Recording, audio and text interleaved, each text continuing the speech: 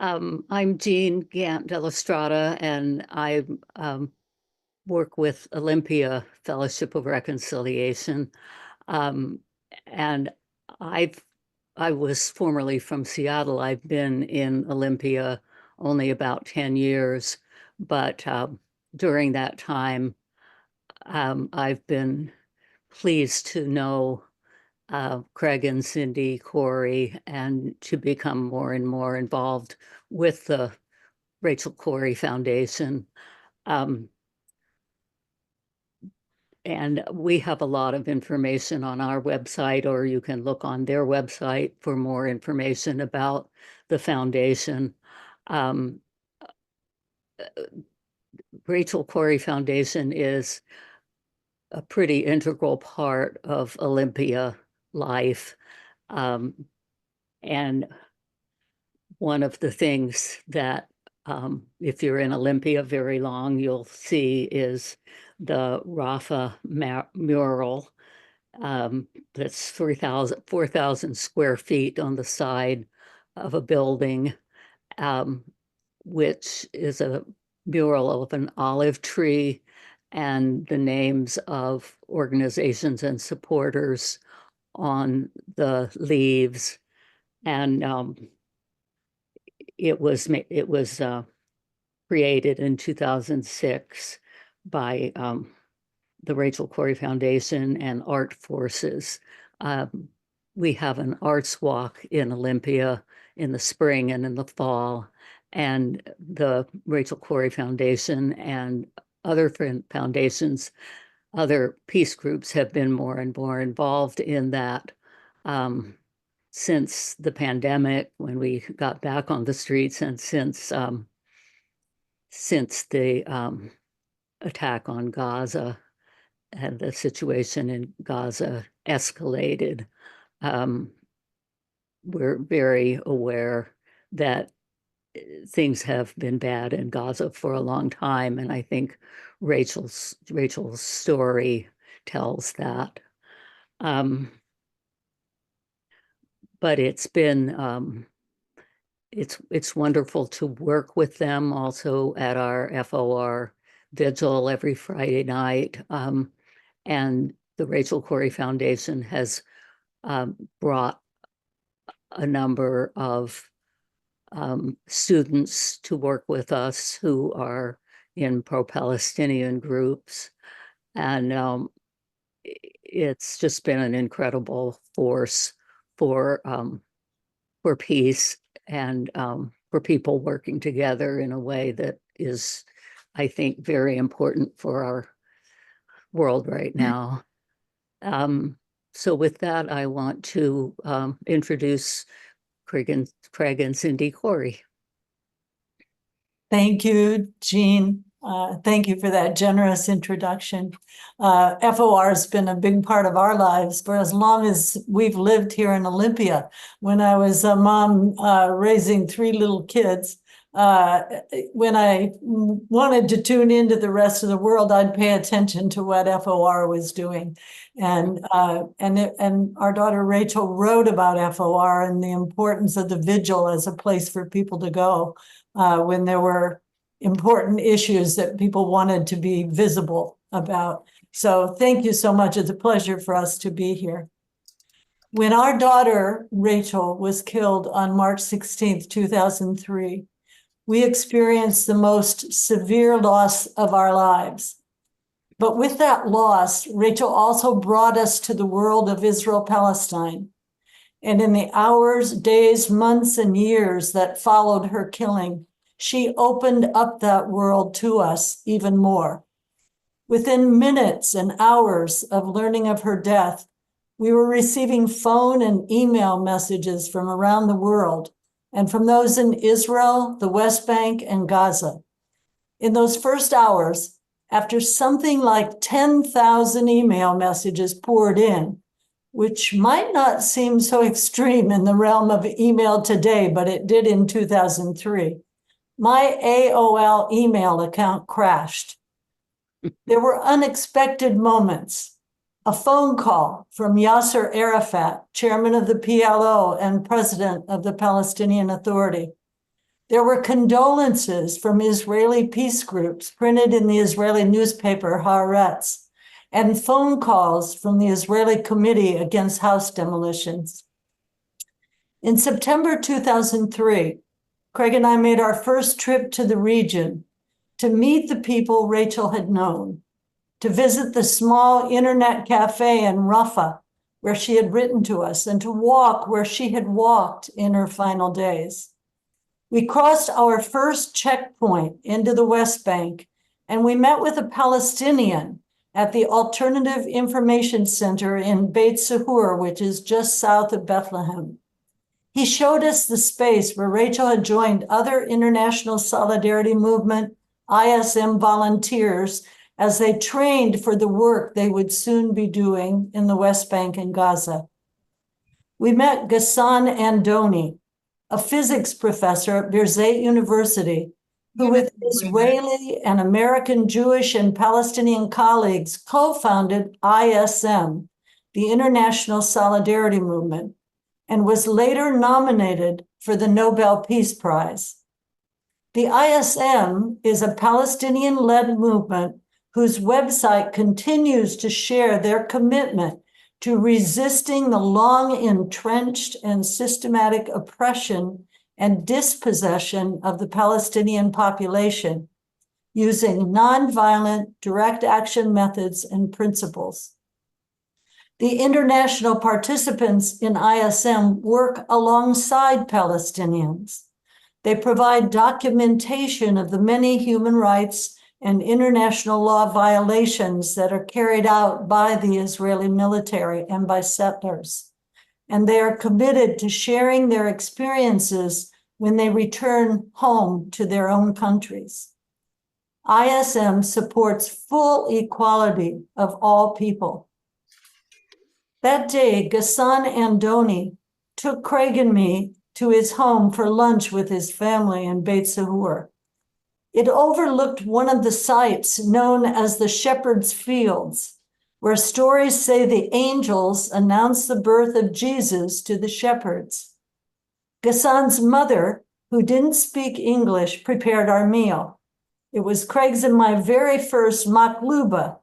It's a marvelous Palestinian dish with rice and chicken or lamb that gets flipped upside down before serving. Ghassan told me that on March 16th, 2003, upon hearing what had happened to Rachel, his mother had walked up the hill in Beit Sahur and entered her small nearby church where she lit a candle for Rachel. I also learned that during the first Intifada from December 1987 to 1993, that her own nonviolent resistance to the occupation had taken the form of refusing to pay taxes to the Israeli occupiers, resulting in her sewing shop being raided and dismantled by the Israeli army. In Jerusalem, during Craig's and my trip, we met Rabbi Arik Asherman, who at the time was the director of Rabbis for Human Rights in Israel. Arik was to drive us that day from Jerusalem to the South Hebron Hills in the West Bank. But before we had gotten far, there was an urgent phone call and report of a Palestinian home being demolished in East Jerusalem. Arik changed direction, and we raced to the demolition site, where we witnessed family members crying and screaming. Arik hurried out to confront the machine operators that were carrying out the demolition, but it was too late. We returned to the road, and on that trip stopped along the way to visit with a Palestinian farmer and friend whose olive harvest Rabbi Arik had supported and tried to protect. The gentleman good-naturedly teased Arik about failing to stop the week before when he had traveled through the area. That September, when we traveled from Israel through Erez Crossing into Gaza for the first time, we were welcomed by two Palestinian members of ISM with a bouquet in hand for me. There were visits to homes where Rachel had stayed because they were threatened with demolition by the Israeli military. And there were meals that we were seated on the floor to share with the Palestinian families who had become Rachel's friends. We stopped at the General Union of Palestinian Women, where the director Fatima proudly showed us the note Rachel had left for her on International Women's Day. And we were at the Palestinian Center for Human Rights, where we met staff in Gaza who document all human rights violations there, no matter who perpetrates them. And we spent a memorable hour with youth at the Children's Parliament, where Rachel had volunteered. A young boy there spoke to us, and he said, "I first told my friends not to play with Rachel because she was an American. But then I saw her playing football with my friends, and then she died." I will always remember that boy's eyes and his sincerity. Back in Tel Aviv, in Israel, we met with Uri Avneri, a famed writer, an anti-Zionist Jewish activist, and founder of the peace group Gush Shalom. He and his wife, Rachel, explained that they would be back soon, but that they needed to quickly head out for a short demonstration. It was in support of 27 reservist pilots in the Israeli military, who that day had presented a signed petition to the head of the Israeli Air Force, refusing to take part in what they called illegal and immoral strikes in Palestinian areas in the West Bank and Gaza Strip. These were airstrikes that during the Second Intifada targeted Hamas militants and also killed Palestinian civilians, much as we're seeing today. The pilots wrote, "We refuse to participate in Air Force attacks on civilian populations." That evening, Craig and I were guests on a crowded rooftop of a beach cafe with representatives of a host of peace organizations who had come to meet us. That night, we drifted off to sleep on a kibbutz near Ben Gurion Airport, listening as our Israeli hosts, who were transporting us to the airport early the next day, argued politics into the wee hours of the morning. In the years that followed, we returned to Gaza 4 times, and to Israel, East Jerusalem, and the West Bank more often than we can remember. We were part of 3 delegations to Gaza, one in March 2009 with Code Pink, in September 2009 with the Rachel Corrie Foundation, and in November 2012 with Interfaith Peace Builders, which is now Eyewitness Palestine. We were part of 2 delegations to Israel and the West Bank with Interfaith Peace Builders, one in 2012 and the last in 2016. Our family's legal proceedings against the Israeli government and military finally commenced in 2010 in Haifa, in the north of Israel, and they extended over the course of several years. During that period, our daughter Sarah, Craig, and I spent many months in Israel and also traveled in the West Bank. Through all of this time and through many experiences, we were blessed with the opportunity to learn about and connect with numerous Jewish and Palestinian Israeli organizations and with Palestinian organizations in the West Bank and Gaza. Each day, we also encountered individuals, some connected to organizations and others who were not. In Haifa, on Fridays, we stood with Israeli women and men in Women in Black at the top of Ben Gurion Street, which was filled mostly with Palestinian restaurants and hotels. The international peace group Women in Black was founded by Jewish women in Israel to oppose human rights violations by the Israeli military and to oppose all loss of life to militarism. Up the hill in Haifa, on Masada Street, we ate and worked at the Masada Cafe, which was owned by a Jewish Israeli and had both Palestinian and Israeli staff, Jewish Israeli staff. I remember seeing a sign on the wall of the restaurant's front counter that supported BDS, the Boycott, Divestment, and Sanctions movement. Customers and staff came to know in that cafe who Craig and I were. And if we walked through the sidewalk tables on the way to the apartment rental where we stayed, we were sometimes stopped and invited to come to dinner at the homes of Jewish Israeli families and activists. We joined them for warm evenings of conversation. On the morning the verdict in our case was to be announced in Haifa District Court, we turned around from our front row position in the courtroom to see that one of the Palestinian wait staff from the Masada Cafe was there in support. I remember a gathering in Haifa with a Palestinian and Jewish Israeli women's peace group. Parents are the keynote speakers. As we all awaited the arrival of a delegation of female Nobel Peace Prize winners. The group asked me questions about BDS and about the Olympia Food Co-op's boycott of Israeli products that had made news in the Israeli press. I cautiously explained that many in our Olympia community believed BDS provided a path to ending the occupation. With that, one of the Jewish Israeli women present leaped to her feet and shouted, "I'm for it." We made multiple visits to the Tent of Nations south of Bethlehem in the West Bank, where the Nasser family has been struggling for decades to save their farms and lands.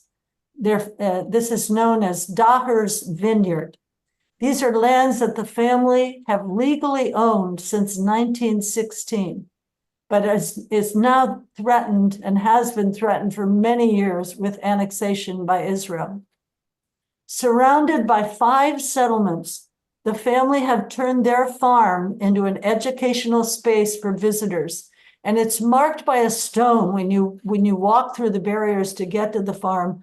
It's marked by a stone that says, "We refuse to be enemies." With the help of many supporters, the family has engaged in legal proceedings for many years in Israeli military courts, and they were in the Supreme Court in Israel as recently as October 8th. Family members have been physically attacked. They have had their lives threatened. They have seen their land razed and their orchards destroyed. But they maintain their commitment to overcoming all of this in a peaceful, nonviolent way that is based on their values. Our encounters were not all positive. Sometimes there were sad and disturbing moments. In Al Khalil, Hebron, during an unforgettable walk with a member of Christian peacemaker teams, we encountered Israeli settlers who harassed us, shouting out loud over and over again, "Jesus was a bastard and Mary was a whore." In Jenin, in the West Bank, we met with a group of high school-aged girls getting ready for an exchange trip to Germany. When asked if these Palestinian young women could imagine connecting similarly with Israeli teens, their mentor, a former Palestinian member of ISM, said that in a better time that could happen. But the girls in the room were all very quiet. When Craig gently prompted these high schoolers for their input, they spoke up and told us they couldn't imagine doing anything with an Israeli counterpart, given what had happened in their lives. None of them had ever had a positive experience with an Israeli. Nevertheless, there were then, and I know there are now, strong Israeli and Palestinian human rights organizations, legal rights organizations, activist organizations, filmmakers, media, and individuals who, despite all that has happened, continue to work independently and collaboratively to reveal, monitor, challenge, and address the injustices and the perils of Israeli occupation and apartheid, and are fully aware of the challenges and dangers that lie ahead. The good news is that there are too many of these for me to talk about and explain them all.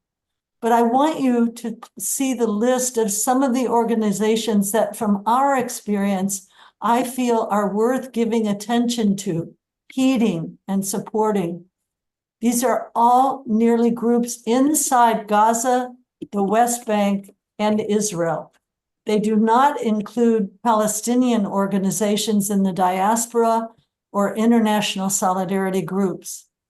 They differ on their focuses, and they may differ somewhat on their perspectives, but to my knowledge, they all recognize the severity of the injustice to Palestinians, and they advocate for Palestinian rights, freedom, and self-determination.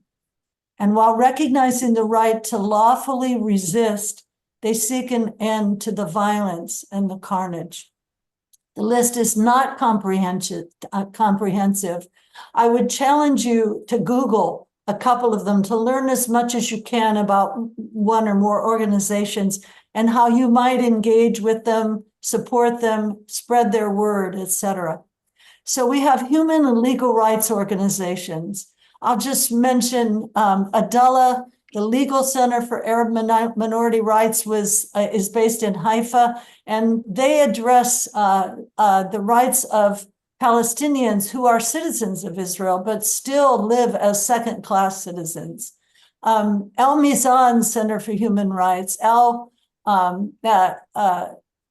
is in Gaza, and also the Palestinian Center for Human Rights. And Craig and I have met with them many, many times and see the work that they courageously carry out, dealing with human rights violations that are perpetrated upon them from the outside, but also what was happening on the inside in Gaza.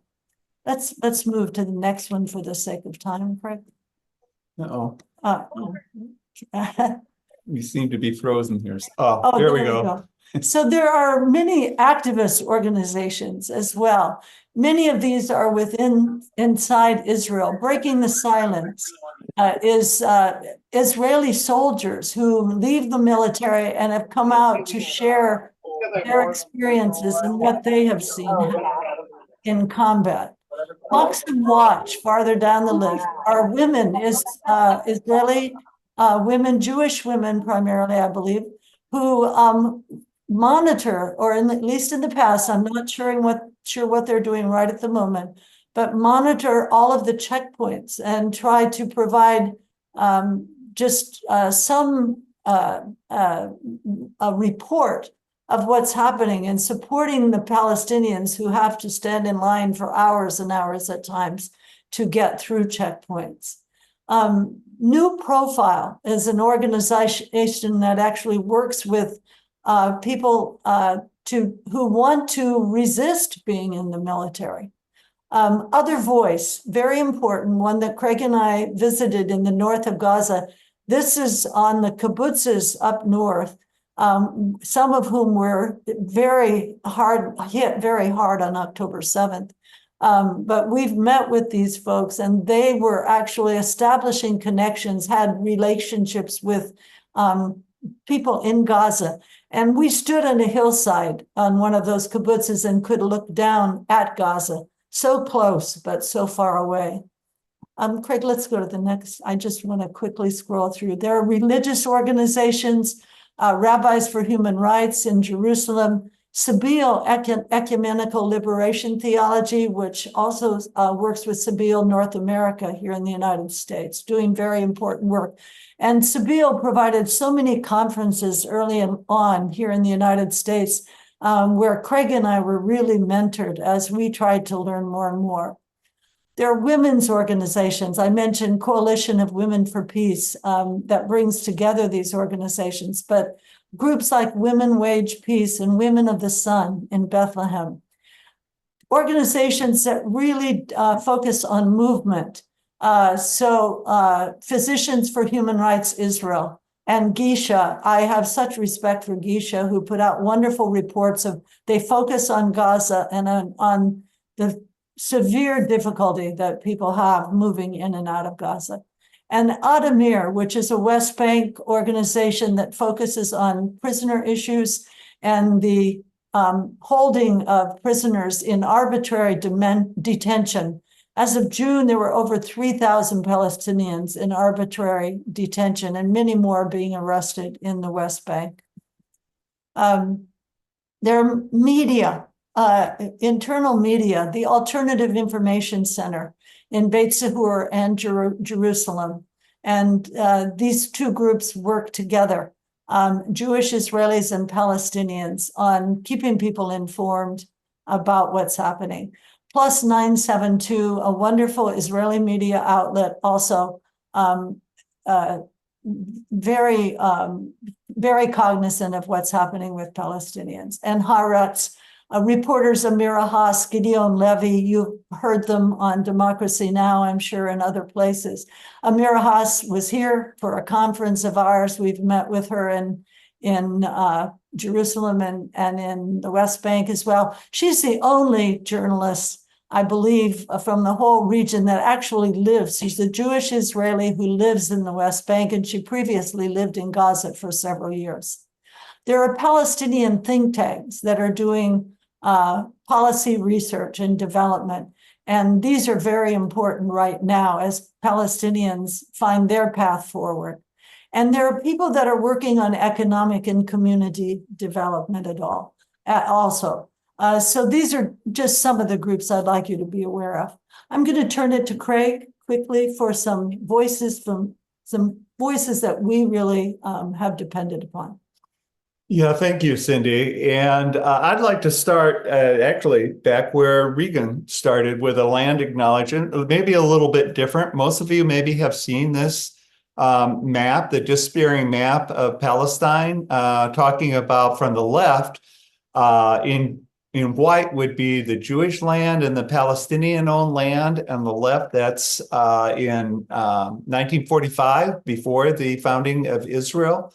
Then the next one is how the UN decided to partition the Jewish and Palestinian lands, the land between those two groups. And so you can see between the two of those where the actual settler colonialist Jews had land, then a whole lot more land was given to them by the UN. But in 1948, 46 through 48, Israel, then the growing, emerging country of Israel, broke out and took the land that you see there in the second to the right picture. And it ends up on the, and I don't know if you can see this because the people, we get to see you wonderful people on the right, but it's just a Swiss cheese now that is left with the West Bank. And in this slide, it also shows that in the Gaza Strip, which of course is very different now. At the time this map was made, there were actually settlements in the Gaza Strip. And I'd like to compare that, to go back to the land that we have. And you know what that would have been like. You probably should go back to not just to the beginning of the formation of the country, but to when, say, I don't know, 1492, and this would have all been Native American land. And now you see the little pockmarks of places where we have put Native Americans into their reservations. So when we think about, as Rachel did, playing down in Perry Creek in the reeds that she knew that the Squeattle children played in, what we have taken, we need to be humble when we talk about Israel-Palestine and remember what our settler colonial history is about. I'd like to talk to you just stories. I'm an old man, I tell stories, and many of you know my stories. I'm sorry if I go through them again. This picture is a picture of Ian Burnett. He's from the town of Belene, and many of you may know about Belene because you may have seen the documentary 5 Broken Cameras, which was made there about their history. But I'm going to go over it a bit because Cindy and I have been there, I'm not sure how many times, maybe half a dozen. And it has a history that explains some of what went on in the West Bank and is escalating now. But in this map that shows kind of what they were talking about, you can see, and maybe you can see my pointer here, Belene, the town, and right along here on the left-hand side, there's what they call the green line. That was the armistice line in 1948 between what became the country of Israel, and then the West Bank. So this is where I guess the international community now recognizes the border between Israel and over here, the West Bank. And then this red line is where Israel was putting in the separation wall, as they called it, and confiscating land. And here is a city that settlement, but it's basically a city, a modern city that Israel had already put into the West Bank. So this wall is going around that city, but then it's coming out here into near Belin and taking their farmland. And Belin ended up through a series of lawsuits, but all other things that I'll talk about in a minute. But through lawsuits, they managed to get through the courts to withdraw, and this is a different scale in this map, but withdraw that line and that wall from the red over here to the green. But you can see this is a much larger scale. So here's that city that I mentioned over here, and their lands would have gone all the way over to farther to the west than you can see on this map. Cindy and I first became familiar with Belin in the last Friday of 2005, when we went up there to be with the protests that they had every Friday. And those were done through the popular committee against the wall. So the town had formed a committee to oppose this. And I talked to you about one of their tactics, which is the lawsuit. But another was after the Friday prayers, they would, with the rest of the community, joined by internationals and by a number of Israeli activists, go out into their property. And at this time, that first trip, they could go through where they were forming their original wall, a fence at that time. And actually, the day we went out there, it was more like a picnic. And you can see some of that, Cindy talking to a person there, and people sitting around talking on a beautiful day. This sort of shack that's behind you is actually a legal sort of tactic that they use. They would try to, in court, their problem was that there was nobody living on this land. So even though it was obviously owned, you're talking about nobody living in the middle of a field. If we're in, where Cindy and I grew up in Iowa or something, you wouldn't expect it.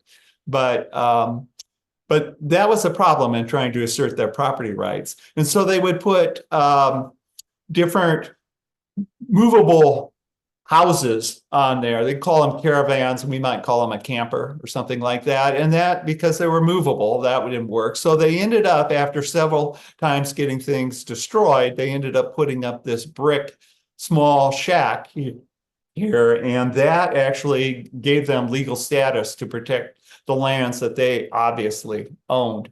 Again, it was a happy day there.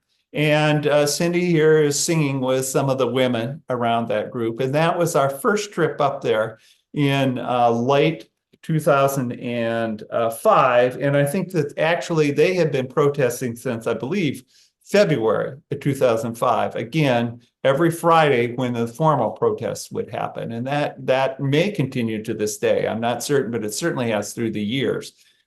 They then became, because this became popular, they actually had, for a few years anyhow, symposiums in the spring that were on their land. And that really had government officials. We were there once, and there was a representative from the US government, although she didn't pay any attention to anybody speaking, and got up and said some remarks and then left. But others, for instance, the British attaché, spent the whole day there and watched it. And here we are, Cindy is, I guess, with a group of people there in a more informal way, just chatting with people in between the speakers on that day. And then in a day like that, you have a really great group that then walks out on that Friday to protest the annexation of their land. So that's a big group. And in the picture, I didn't take this picture, but it can be more peaceful, but it doesn't look all that peaceful if you're looking up at those soldiers. And of course, on other times that they're there, it's not peaceful when the olive trees are being destroyed. I remember asking my brother-in-law, who farms Cindy's family farm, plus a lot more back in Iowa, how he'd feel if somebody came in and bulldozed down his cornfield, which of course is planted every spring. And, you know, he'd be mad, he'd be angry. But if it's your great-great-grandfather that planted it, like those olive trees, think of what a difference that makes if you're destroying a crop that was planted 1,000 years ago, as some of these trees are. And of course, it becomes more violent. I remember in later times going up there, and I see that I'm just barely started. We're kind of out of time. But they would fire tear gas at us out of handheld 40 millimeter rifles. And you could see if that was fired directly at you, it could kill somebody, hit them in the forehead or something. It did maim people. But you could watch it. If it was fired normally, it would arc at you, and you could just watch this thing land and then step upwind from it, and the tear gas would float away from you. Now they use a machine like this, and it fires tear gas in that fashion, which just simply overwhelms you. So the last couple of times that Cindy and I were there, well, the last time we were there during a protest, I was choking and moving uphill, and Cindy was being aided by an Israeli former soldier that helped her off of that area.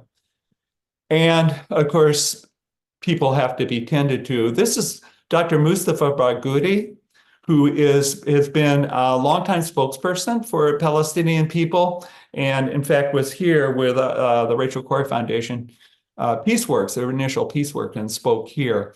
He's tending to somebody there. He continues to work and speak on this issue, and his major point now is that in this time of genocide and the destruction in the West Point, that there needs to be a revitalization of the National Congress for Palestine. So the Palestinians need to sort of pull themselves together and get a voice. They need to reinvigorate the PLO, and they need to form a unified vision of how they see the future. They need to be able to speak, and they need to form it. The Palestinians need to form that. They need to speak with one voice to show the world something that they can advocate for, rather than simply against genocide that we all do. One of the people that first reached out to us is Jeff Helper, and he is with the Israeli Committee Against House Demolitions. They used to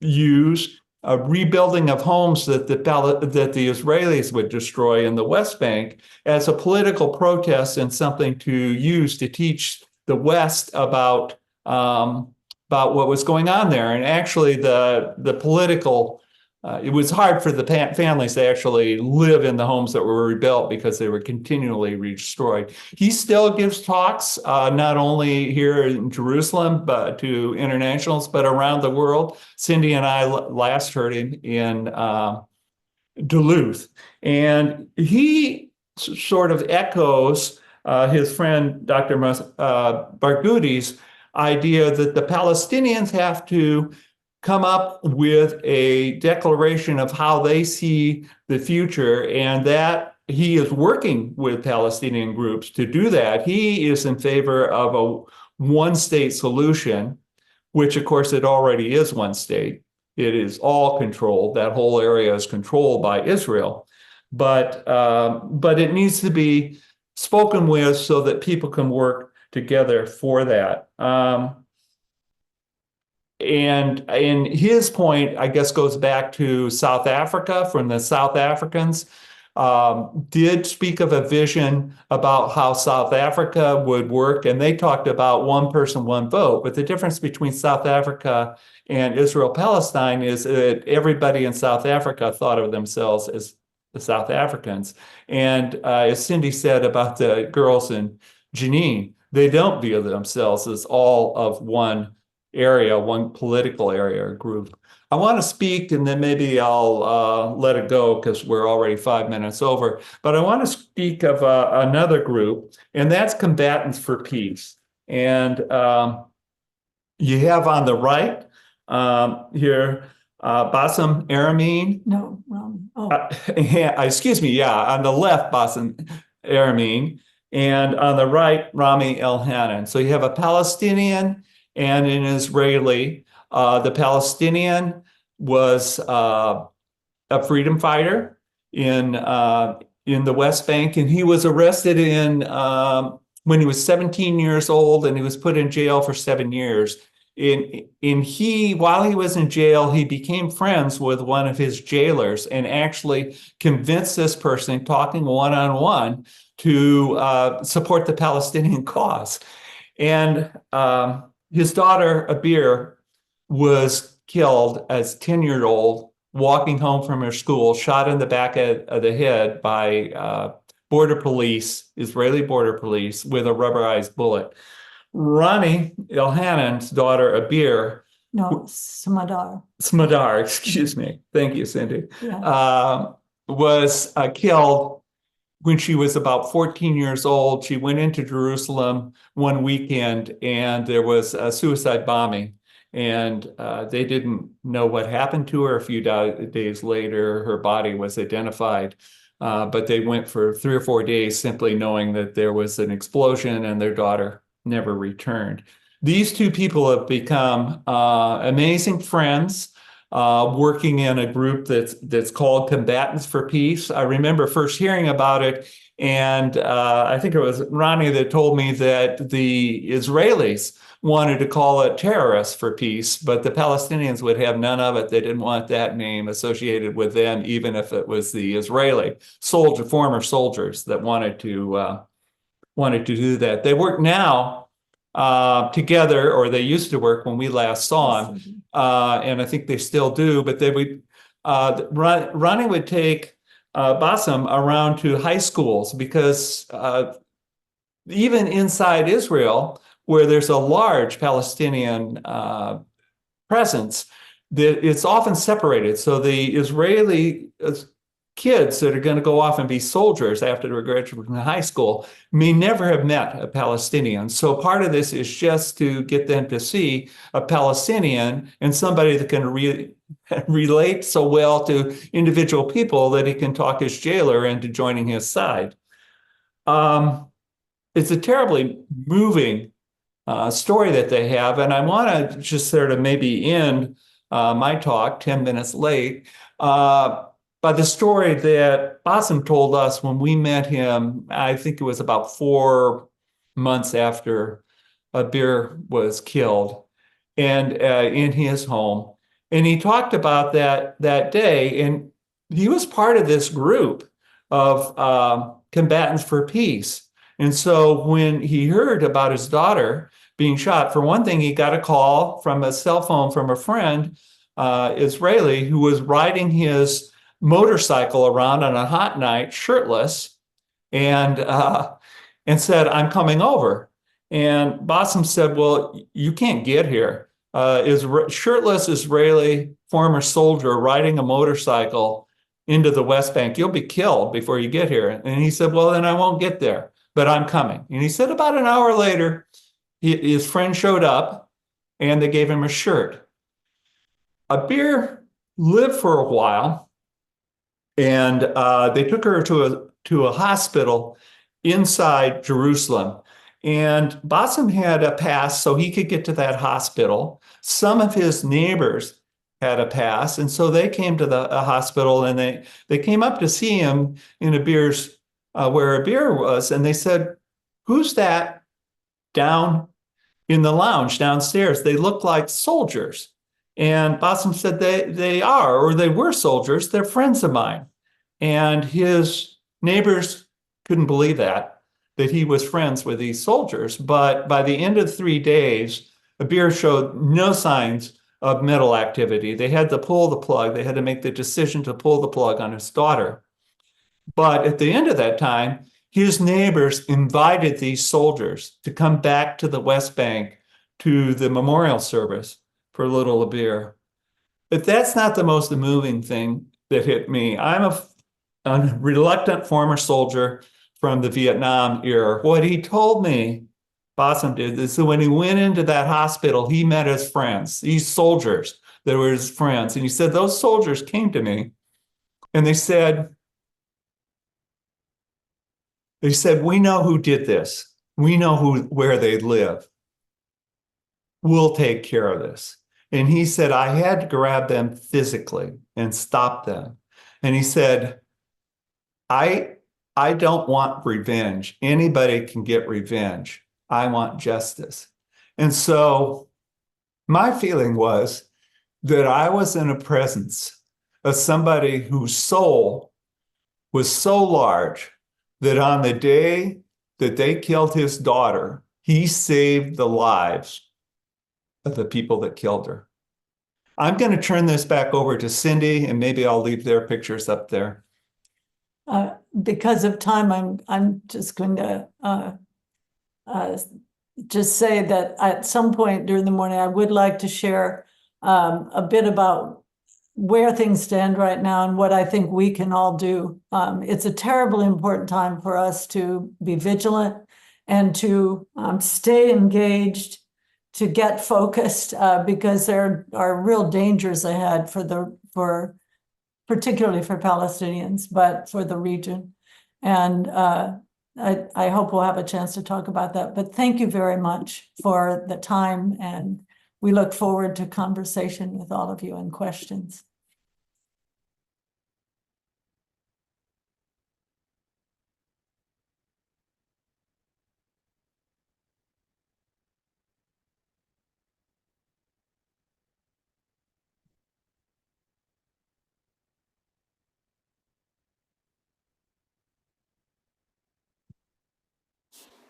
David, you're still muted.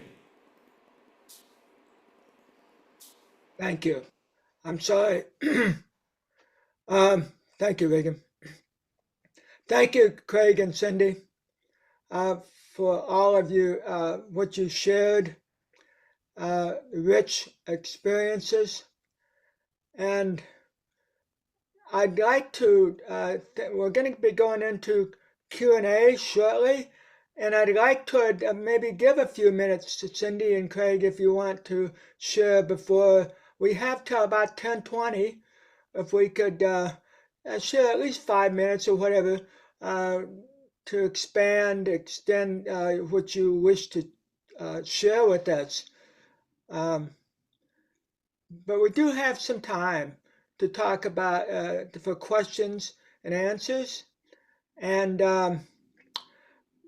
as Vinya said earlier, if you have a question, there's down under reactions, down at the bottom, you can click on that and there's a little icon that'll say raise your hand, or you could simply raise your actual hand, either one. And we'll do the best we can to take the questions in order.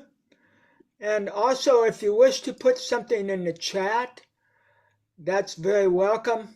We're going to prioritize the electronic actual hand raising first, and then get to the chats later. So go ahead, open it up.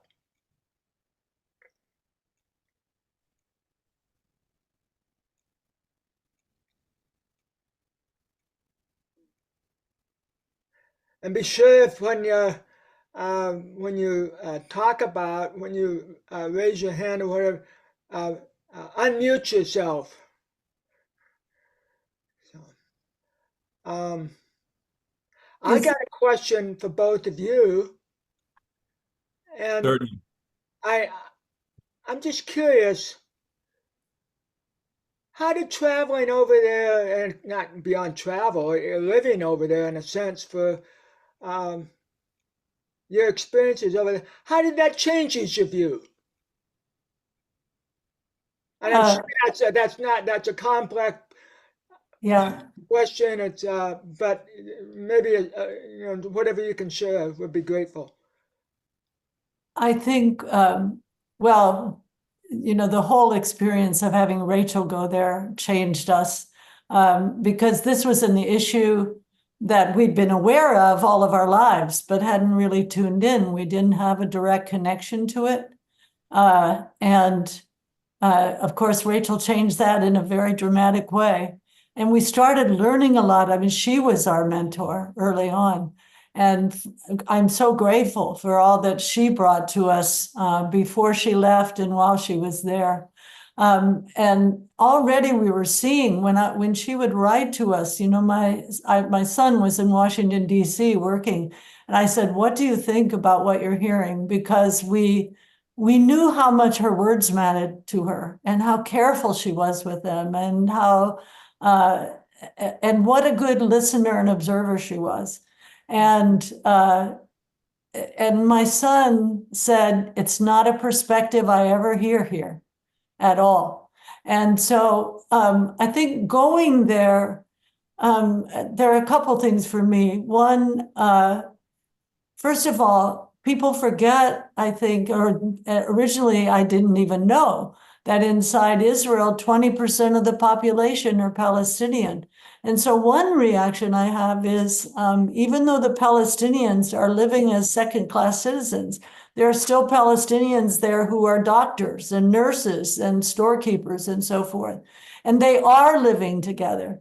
And we have seen the folks that do come together that we pointed out in our conversations. The women in black they actually moved down from in Haifa to the place, the roundabout in the neighborhood where there were all the Palestinian restaurants, because when they were up the hill in the more Jewish area, Carmel area of Haifa, people were throwing things at them. And so they moved down, to where the Palestinians were. And it was just interesting to see how people work together and engage with each other. So that's one thing. Another thing that really changed me, Rachel had me watch with her a film called Checkpoint.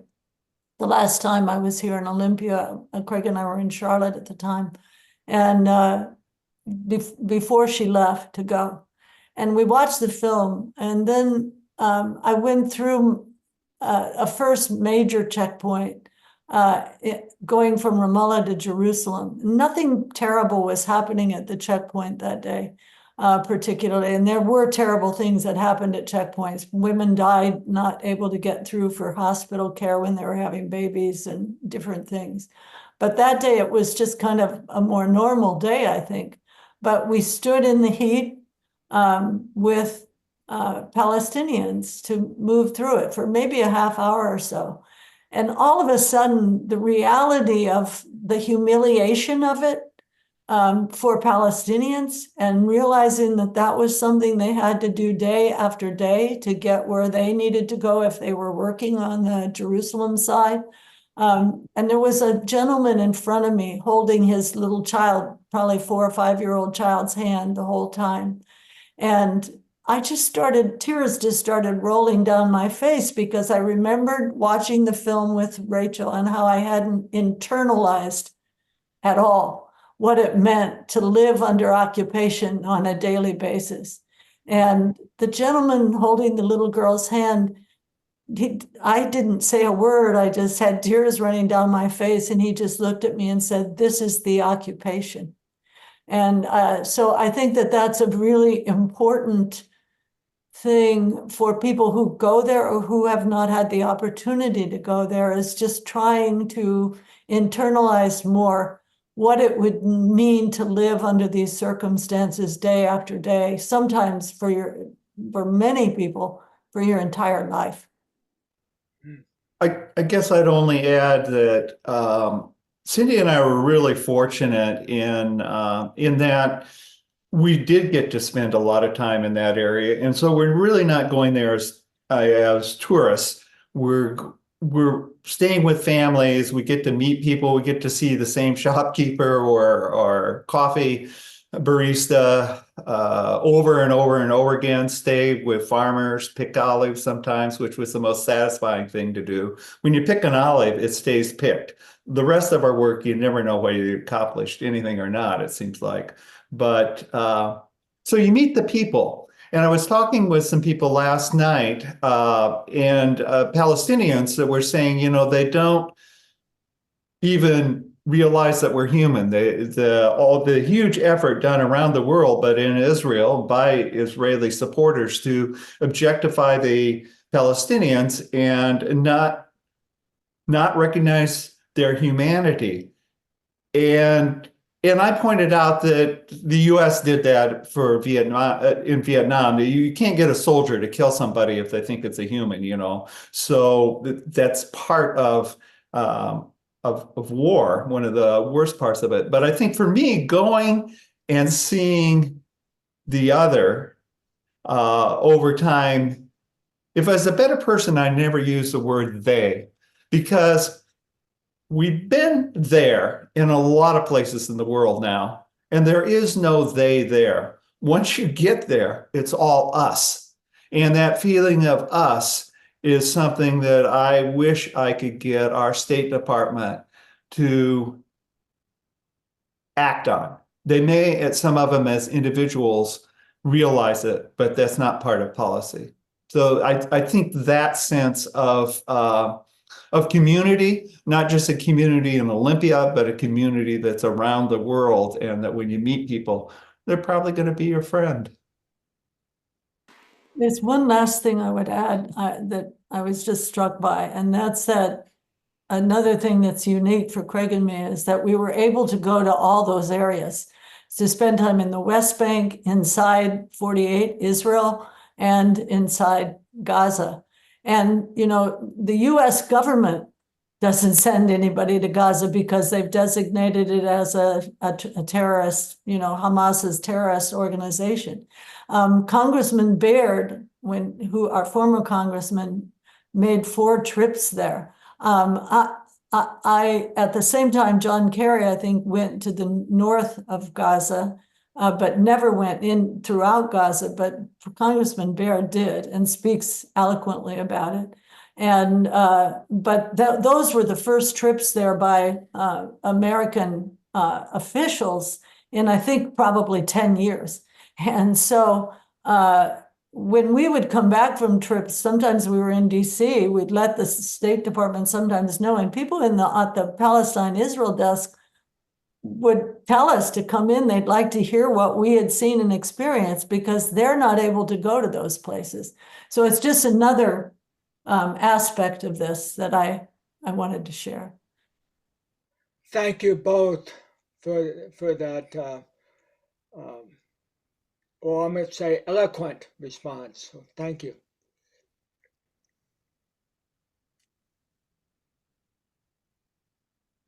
I see we have a couple of hands up there. Somebody should probably volunteer and start talking. So are we going to have people call on us when we raise our hand, or are we just supposed to jump in? Why don't you jump in, if that's okay? Well, given limitations of time, I would defer to Moji, who I see also has his hand up. So Moji, why don't you go first? Hi, thank you so much. And thank you, Cindy. I'm from Iran originally, and I am a peace and human rights and nonviolence activist who is a Muslim and Sufi Muslim in my case. And you are called in Iran a mother of martyr. And so but I want to ask you both a more, if you will, political question, or cultural/political question. I have been watching over the decades of my activism, especially on Palestine, Israelis, especially when the right-wing regimes came to power, they have tried to normalize anti-human rights practices in the US and in other so-called civilized countries as a way of trying to justify when Israel does it, then they can say, see, they do it in the US too. And among these is mass demonization of Palestinians and people in that region, and that racist trope that is Israel is the only democracy in the Middle East. So this normalization of, well, what what Hannah Arendt called normalization of evil. From your perspective, could you comment on this?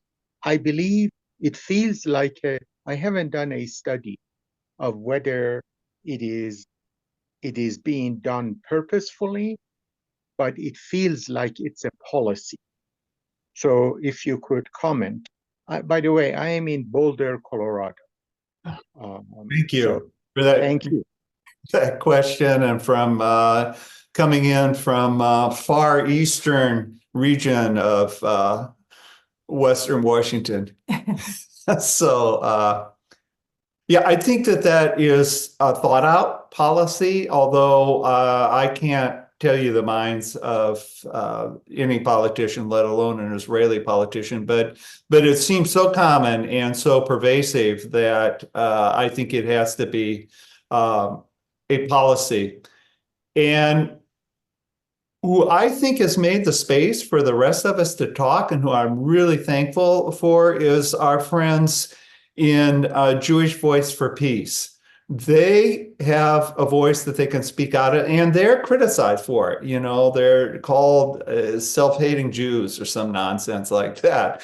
But these friends have had an enormous impact to give space to people like Cindy and me that can talk about this from an American perspective, and of course the Palestinians that need to talk about it really from their own perspective. Those voices need to be elevated. I think that we all have a slightly different things to protect about ourselves. I recently remember thought back to a report I heard decades ago about I make analogies about a seagoing tugboat that was taking, I think, scrap metal, a big ship from Hawaii back to California. And so they're chugging along through the night, and there's mist out there on the water. And the guy on the fantail that's supposed to kind of watch things realizes at some point that the tugboat, which is working very hard, is actually going backwards. And he grabs an axe, and I don't know that he could cut the rope, but somehow he hit something that let go of the tow rope, because he realized that the ship that they were towing had sunk. And if he kept attached to it, it would pull down his tugboat. And I really feel that's where we are with Israel and the United States, that Israel in its policies and bringing the United States along with it. We've got the United States government, our president, hand in hand with Israel in a genocide. And I don't know a worse crime than genocide. But in doing that, they're passing laws that, or trying to pass laws that curtail our speech, and go back to using just simply the proclamation of either the Treasury or the Justice Department to say that certain people, for instance, the Justice Department can simply name you as a terrorist. And, you know, that goes back to, I don't know, the early English law, when they tried to, the Magna Carta, I believe, when they tried to say that the king couldn't just pronounce somebody as being outside the law. There had to be some sort of process. That's the destruction that it seems to me that's going on here. And it's really world pervasive, in my opinion.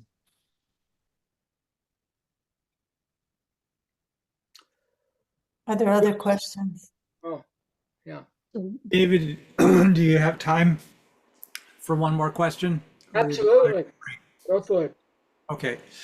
Well, I very much appreciate your presentation.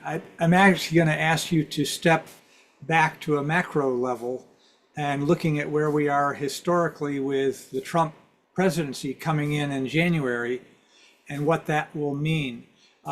recent survey data is showing that there's a majority of Americans, 61%, that believe the U.S. should play some sort of role in trying to broker a peace deal and to resolve the conflict.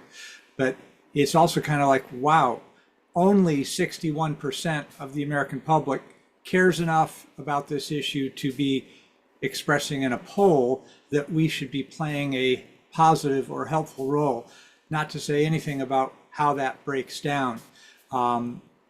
Sympathy for Israel has apparently increased from 32% to 40% since the October 7th attack, and support for an independent Palestinian state has grown from 22 to 29%, which would indicate some polarization amongst U.S. population that's being polled.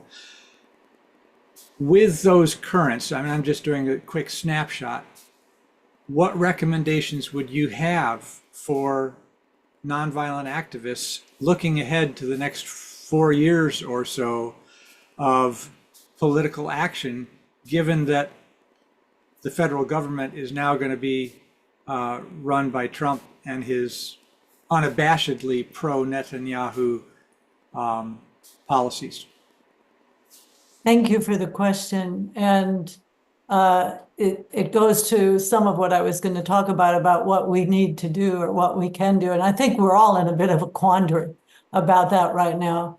And I turned this week thinking about this meeting with all of you to people like Jeff Halper and Mustafa Barghouti and others that are thinking ahead. And yes, it's a very there are a lot of obstacles to peace right now. We know the nature of the Netanyahu government. It's the most right-wing government in Israel's history. And there's also right now, the public. I think one thing that's a little hard for Craig and me to grasp is what is it like to be on the ground inside 48, inside Israel?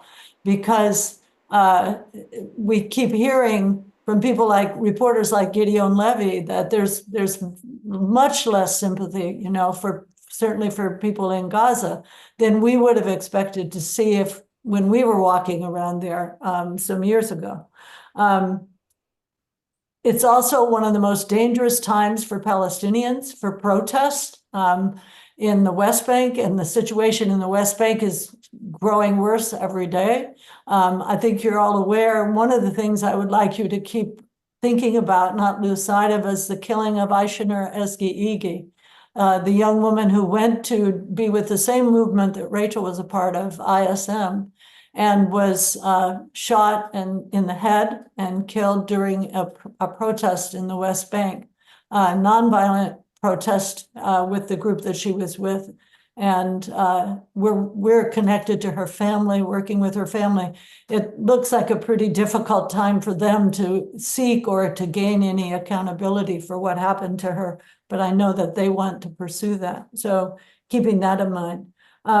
Mike Huckabee has been appointed as or not appointed, but will be nominated as the ambassador to Israel. If you're familiar with Mike Huckabee, if you remember him, he has, we've seen recent video. I don't know when he said it, but, he said he would not use the word West Bank, that it's Judea and Samaria to him. And when you see that, you know that people are coming from a right-wing perspective where they believe that they should take all of that land. And Huckabee had said that. He said at some point there were no such things as Palestinians, no such people as Palestinians. So on that end of things, it doesn't look positive. Trump has also indicated that he will recommend Steve Witkoff as his emissary kind of to the, I'm forgetting the terminology they use, but to the Middle East.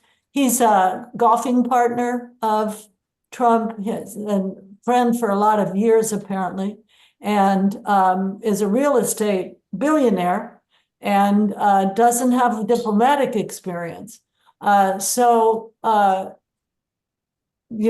looking at people, and then this right-wing government is in place, and there definitely is an effort. More and more land is being taken in the West Bank, probably as we speak. So that there are a lot of obstacles. And what people that I'm hearing from are saying is they expect, from what Trump has said, he started the whole idea of normalization with the Arab countries and succeeded in making that happen with several countries. The problem with the plan, which could sound okay on the surface to some, is that it didn't include the Palestinians at all. They were dismissed from it completely. And Arab countries have various reasons for why they might want to align. They're interested in, they depend upon Israel for a certain amount of keeping things balanced there, but also they want the economic advantages and so forth. So there are different factors there.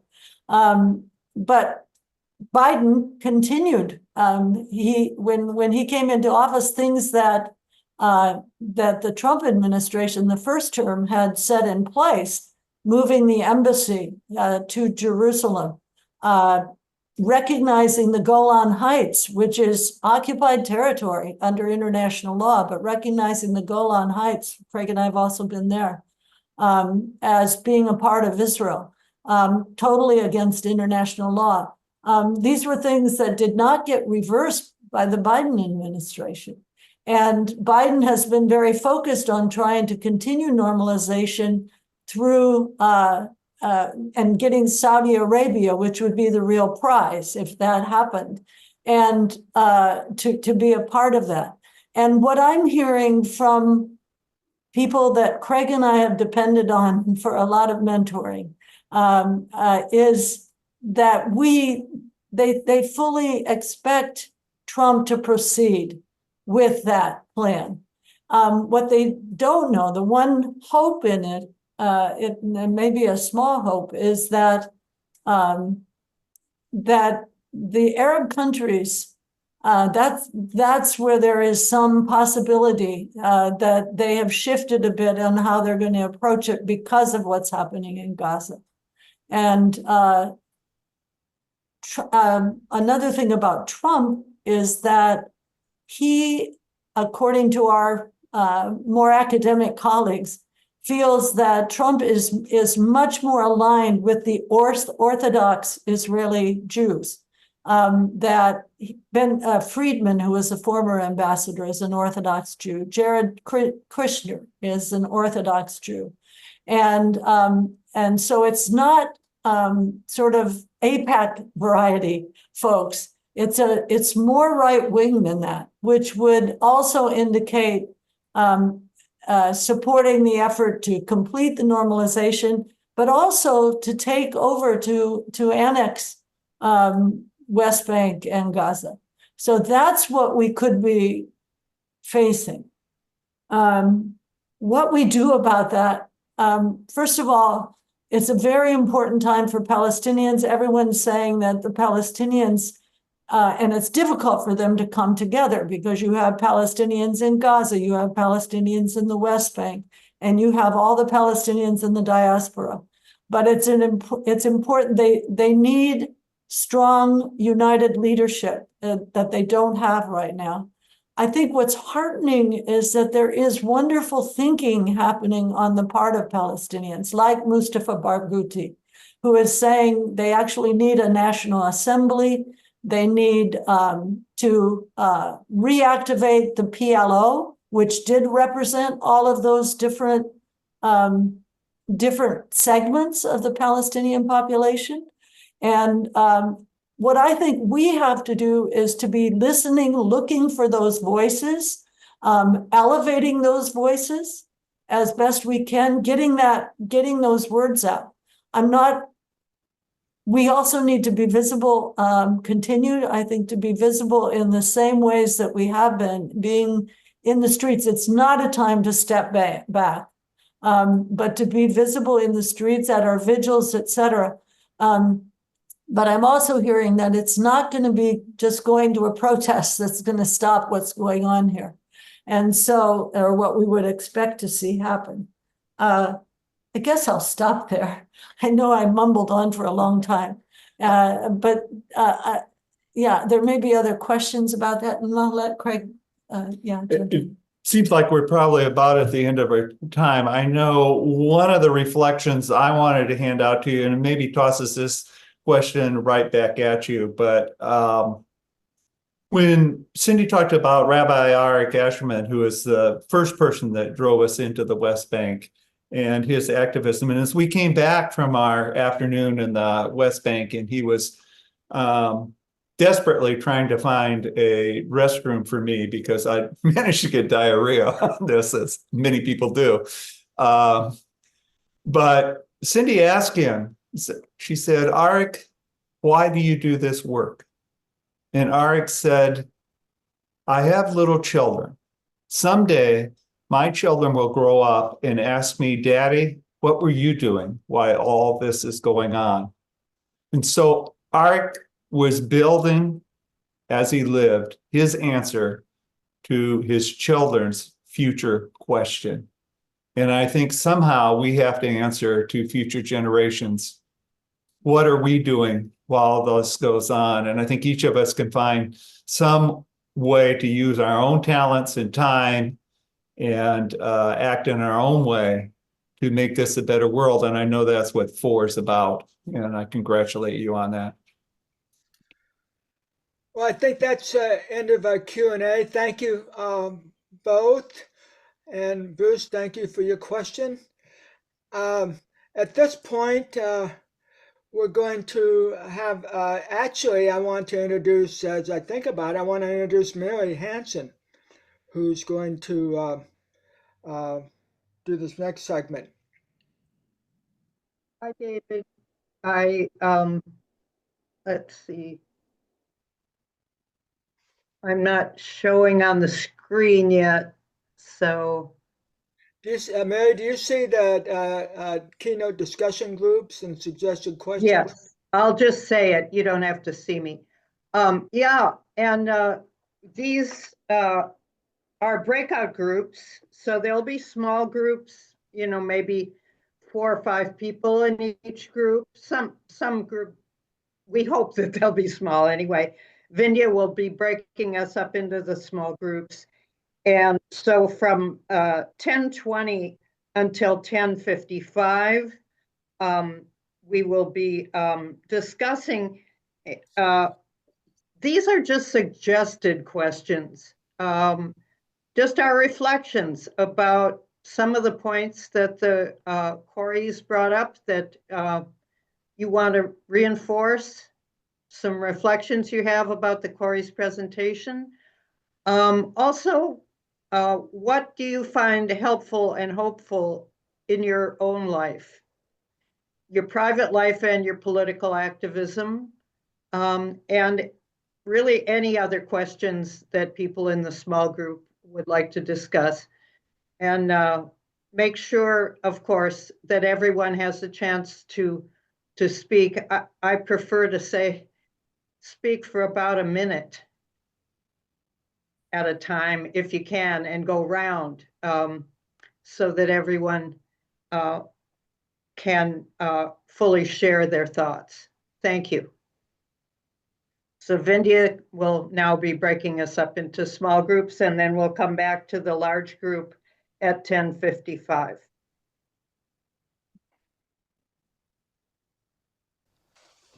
This next portion will be, like I mentioned, Mike Yarrow Peace Fellows. And they each, in the program, they each do a social justice project.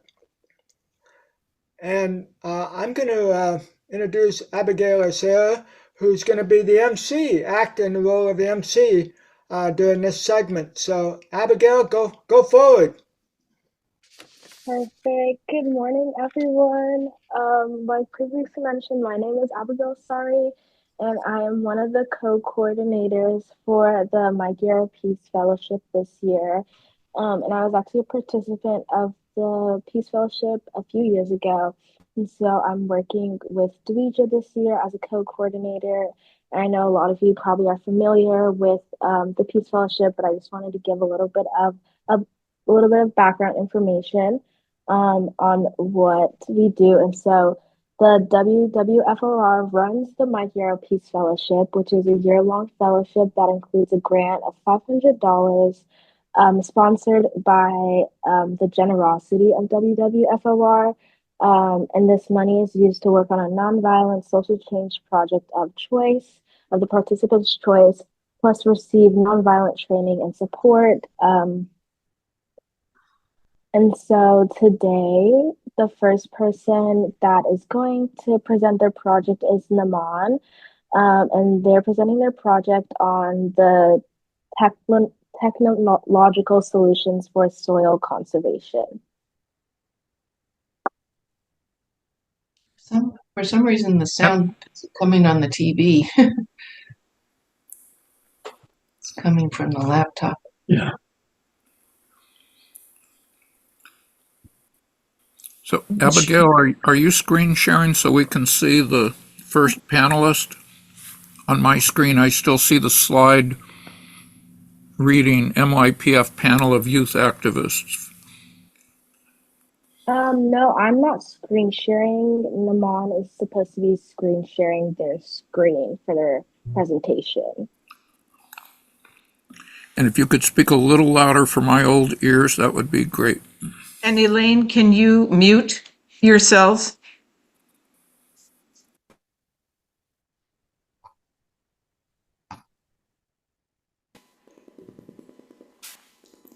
Abigail, I'm not sure that Naman is even in the conference or has joined the Zoom meeting. So Okay.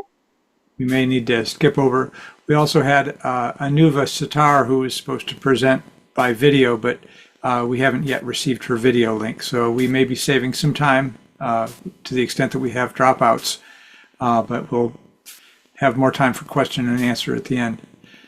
So Abigail, you go ahead and take us, I guess, on to the next panelist. Okay. And then the next panelist who's going to be presenting is Kayla, and her project is about promoting racial and gender equality in elementary schools. Hi, that's me. Okay, should I? Oh, I might. Wait, I have to change my background. Okay. Should I share my screen? Yes. Okay.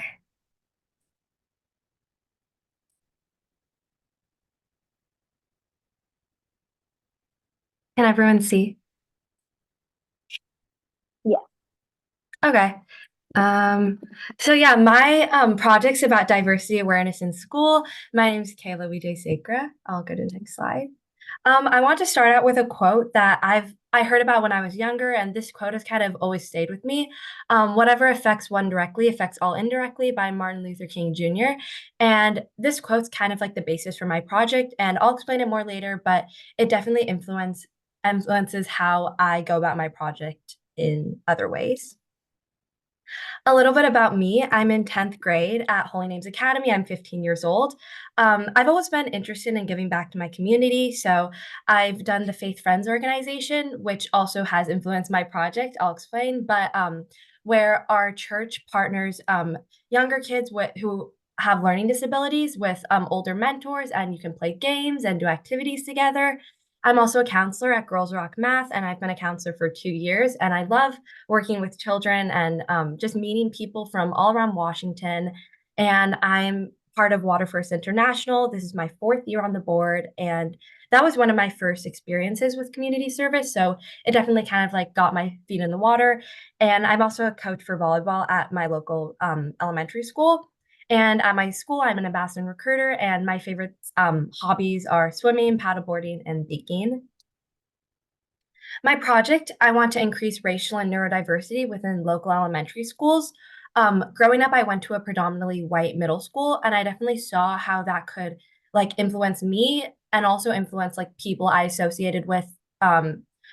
I wouldn't say that like they were naive, but definitely there was like a lack of communication between cultures and traditions. And yeah, I definitely want to foster change for the upcoming generation so that that isn't an issue anymore. And um, as I said before, I'm part of the Faith Friends organization, and that's definitely how I've been able to interact with kids with learning disabilities, and I've seen how that can kind of influence how you perceive information and how you interact with people. So I'll go to the next slide. Yeah, so my main basis of this project is how a simple reading or video assignment won't always be effective for young students, especially those with learning disabilities.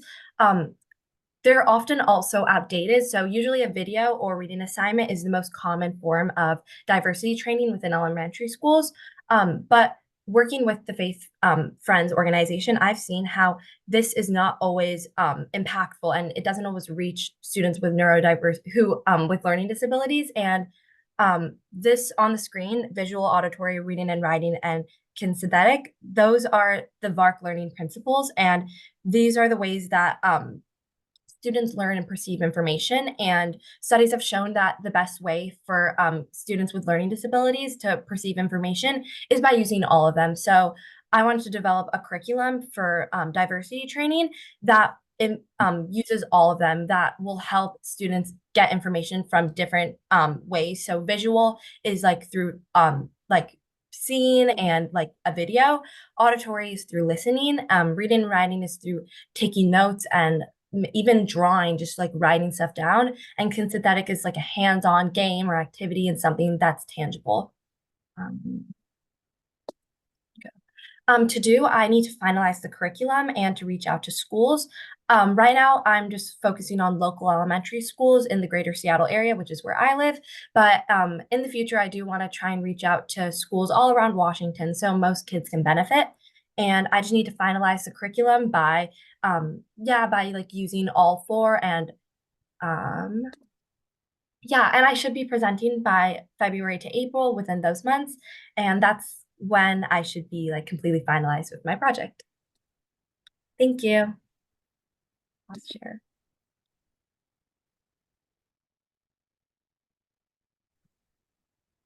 Perfect. Thank you so much, Kayla. And I did want to note that if anyone has any questions for any of the panelists throughout the presentations, you can put it in the chat, and then we will get to the questions at the end for the Q&A. And so up next is going to be Oonaugh, whose project is protecting legacy forests, Mideast conflict, and song circle. And for this presentation, I will just be asking Oonaugh questions. So the first question that I have for Oonaugh is, tell us about yourself, your age, school, and how you came to apply to be an MYPF. Thank you, Abigail. Yeah, my name is Oonaugh. I am based in Olympia right now, and I go to the Evergreen State College. I'm 20 years old, and I'm in my second year of college. And I applied to the Mike Yarrow Peace Fellowship by getting more involved with the local activist community in Olympia and hearing about it. And it sounded like a great opportunity to get connected with more people and in our region who are trying to make social change. And I kind of shifted my project to just focusing on creating like a local community song circle that's based at the Evergreen State College, but is open to the community. And the purpose of the song circle is to build connection and inspire collective change through singing together in community. In the breakout room earlier this morning, a theme that our discussion group talked about was following what feels good to your heart. And whenever I have had the opportunity to sing in protests or during like intense moments in activism with a group, it's always been one of the most like powerful experiences I've had when taking action with other people. And so I want to help the movement towards reincorporating song and making people comfortable with singing in group settings again, because I know it's such a powerful tool. So, yes. Perfect. I know you already touched a little bit about it, but Could you tell us a little bit more about your project, and then what was your original project proposal, and then why did you choose it? Yeah. So the original project proposal was focusing on building like a student group at Evergreen State College focused on legacy forest defense. Legacy forests are really critical type of forest that is almost going to be old growth, and it's maintained a lot of the biodiversity that like a clear cut forest that has been sprayed with pesticides wouldn't have. And they're very there's not a lot of them left in Washington State, and so that was my original idea. And then I kind of switched over to focusing on building a community song circle because I'm always kind of interested in getting to the root or like shifting collective or like the way we relate to each other. And I noticed that in activist communities, when there's an absence of like recognizing our need to I don't know, bond and have fun together, the activism work can cause people to burn out and not want to continue. So I want to, hopefully the Song Circle will become something that can like be a coalition builder between these different ideas of like protecting legacy forests, but also focusing on just general environmental justice in Olympia. So. Perfect. And then last question for you. From the progress that you've made through your project, what have you learned so far? So I've the person who really helped start the Song Circle is another student at Evergreen named Evan, and working with him and we've had 3 Song Circle gatherings so far, and like 10 to 15 people have showed up at each gathering. So it's been a good turnout. I've kind of just learned about the importance of building like consistency and like how do you get people, or I guess like my questions are like, how do we get people to consistently show up to gatherings like this? And how do we build structures that encourage growth and not just like kind of create like insular groups, which I notice is an issue with a lot of activist groups. So those are the things I guess I'm thinking about right now. And then also like planning larger events that incorporate more of the community and like how to do that. Perfect. Thank you so much for presenting today. Moving on to our next presenter is going to be Rowan Santos, who is presenting about storytelling for change through arts and transgender issues. Hi everyone. So I will be presenting shortly.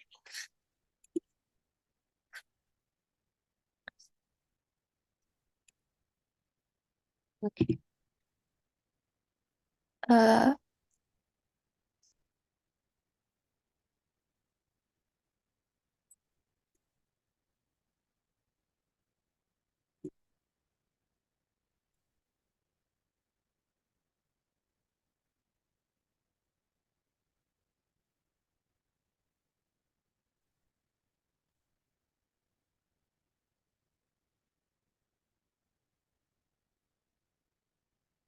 Okay, so can everybody see the slides well? Yeah. So this is my project for the Mike Yarrow Peace Fellowship named Storytelling for Change.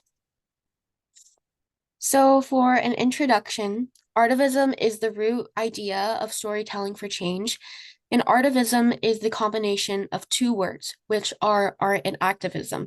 And it is an art medium which can include anything, including dance, poetry, digital design, art, film, painting. And this addresses an injustice and aim to make change through an art medium. So here are my personal examples of artivism in action. So for one, I had the opportunity to be in the canceled movie Batgirl. playing young Alicia Yeoh, the first non-binary/transgender character in a DC movie. And this helped represent the LGBTQ youth and inspired me and hopefully other youth that I can do anything regardless of my identity, and other gender expansive youth that they can do anything as well. I also had the opportunity to illustrate a piece for Pride Month, shown in various exhibitions such as Railspur and Pride at the Park, which is an LGBTQ festival in Seattle. And this brought awareness to the Philippines' history of LGBTQ plus acceptance and vibrant culture before Spanish colonization. And this depicted a Babaylan, which is a Filipino shaman who typically had a queer identity, being both male and female, and representing both of those traits. So Storytelling for Change mission is to amplify diverse voices through the arts. So Storytelling for Change, we believe art is a vehicle for social change, which has the power to impact inclusion, empathy, and advocacy. By giving individuals a platform to share their experiences and perspectives, we can foster empathy, raise awareness, and drive collective action together. So the problems that I've addressed in my community and in general is that in my community of Auburn, which is where I live, art programs and resources are not accessible. And this includes art supplies and different tools that make an artist successful. And also, emerging youth artists don't have opportunities to make art or showcase their art due to the lack of art resources. And of course, most art resources are inaccessible in my community. So my goals for Storytelling for Change is, one, to amplify arts access. I hope to share arts resources so they are more accessible to all. Also, I hope to promote arts expression, and I hope students in my community of Auburn to learn that they can use self-expression through art and learn to advocate through their expressions of art. So here are the current projects that I'm pursuing and the different impacts that I am making. For one, I am having a social media account, which is in action as of now. And this social media account connects youth with resources that would be inaccessible to them, but making them accessible through various posts on social media where they can be connected to arts resources, and also showcasing diverse voices through the arts for those who don't have a platform or resources to share their art. Also, I also hope to host art supply drives, which is not yet in action. And my goal is to also teach art expression lessons at schools in my community of Auburn and the different elementary schools that are there. So my first one is social media, which I have already started to develop.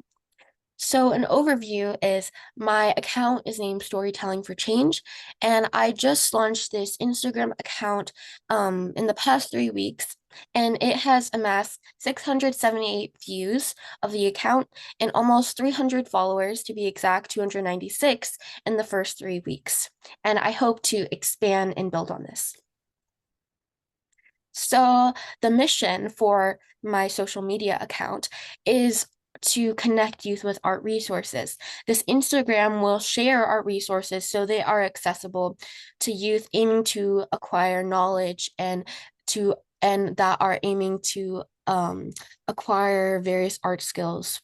And also, I hope to spotlight artists, and this Instagram will acquire various youth who aim to share a message through their art, and posting them on social media will help increase their spotlight and possibly make connections with people viewing these posts.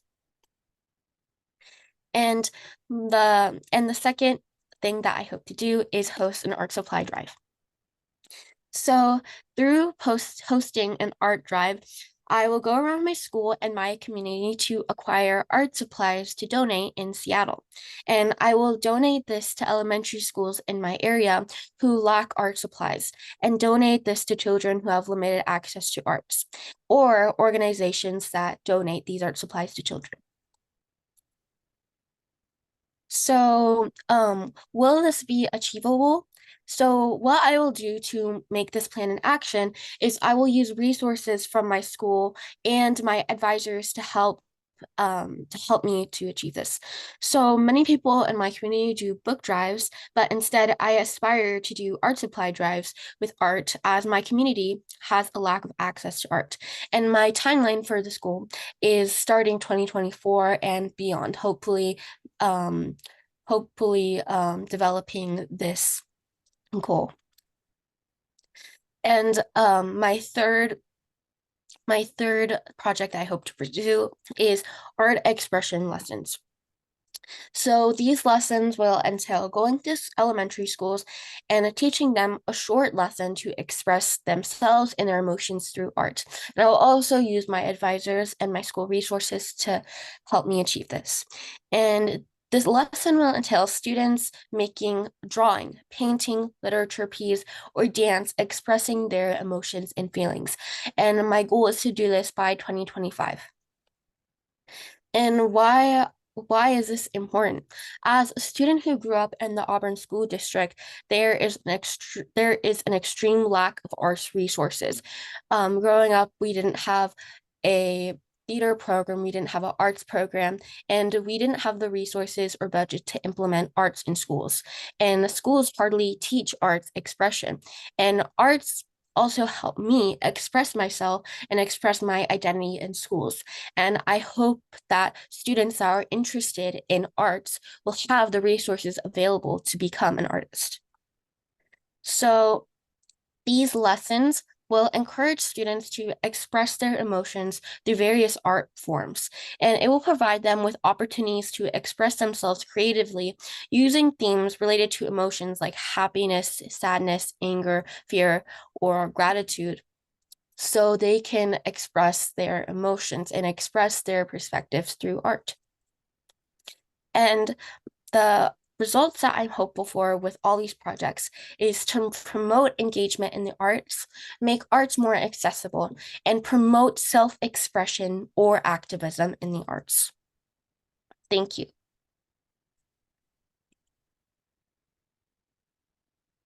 Thank you so much, Rowan, for presenting your project. It's so great to hear about all the things that you're doing and planning to do.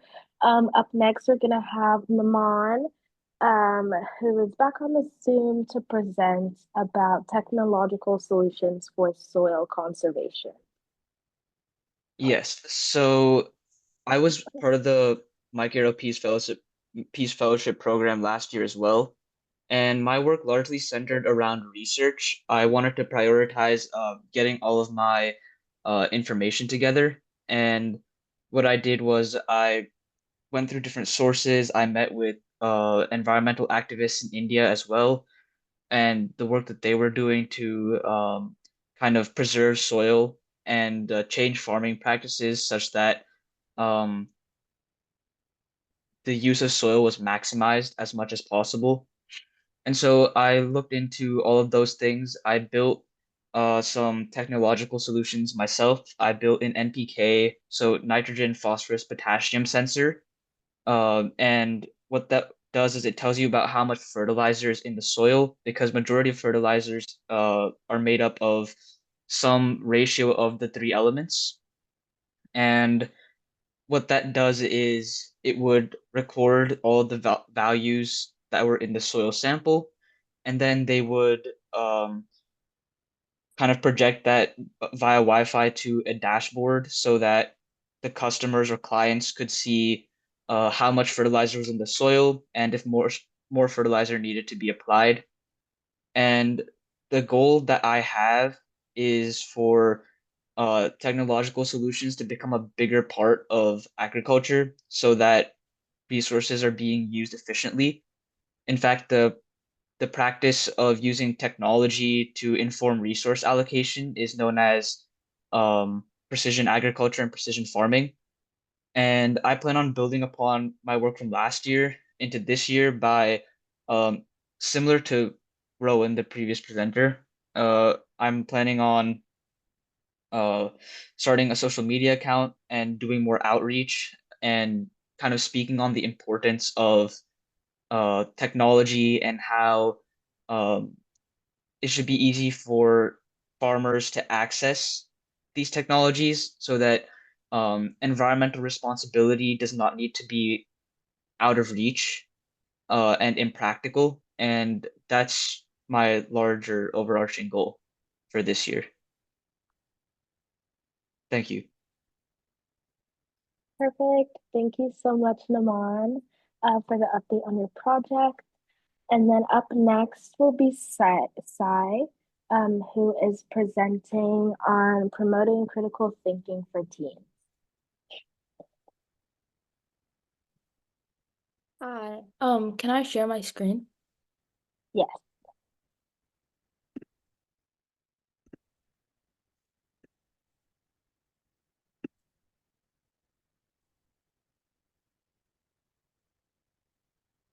Okay. Hi, my name is Moukthika Ganumpally, and I'm a junior at Olympia High School.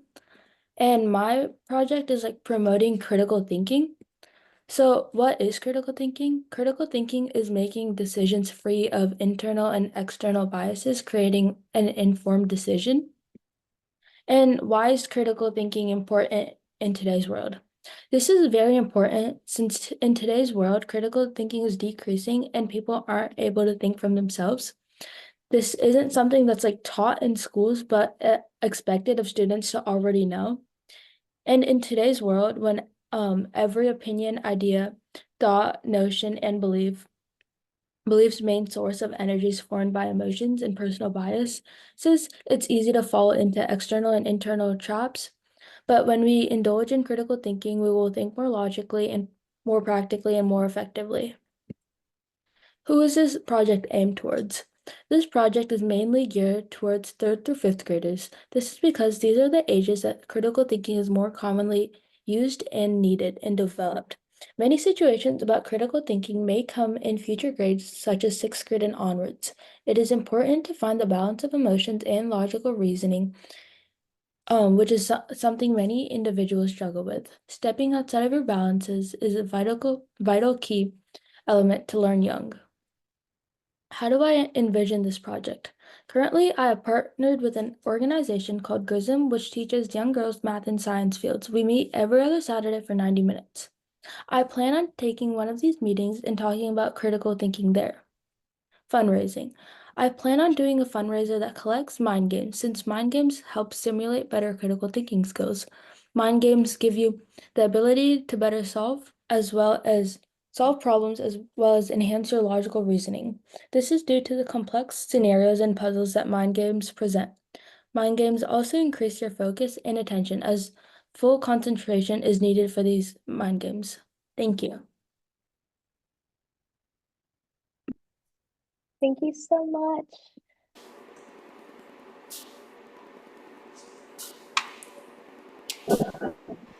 So Zachary's presentation is actually now up on the website. So I'm going to switch to show people. If you go to WWFOR.org, which is the Western Washington FOR website, this is the home page. And from here, you can jump to the Peace Fellowship program or on the navigation bar. Once you jump to this takes you to the main Mike Yarrow Peace Fellowship homepage, and you'll see here pictures of the current 2024 Mike Yarrow Peace Fellows. And clicking here takes us to the portfolio where we get to see the different participants. And down at the bottom, we're going to go to Zachary. And if you click on the project details box for any of these, you'll be taken to the project page for that participant and where they describe their project in more detail. And here, Zachary has his video, 2-minute deal that's already there, plus writing, plus a link to his Instagram account. And with that introduction, I hope people will visit the website, check out some of the other participants and what they're doing. But for now, I will click on and hope that this is sharing I'm going to play about 5 or 10 seconds and just make sure, Janice, you can tell me whether this voice, the audio is coming through okay. Hello, my name is Zachary Song, and this is my second year doing the MYPF program. Good. Was it coming through okay? Yeah.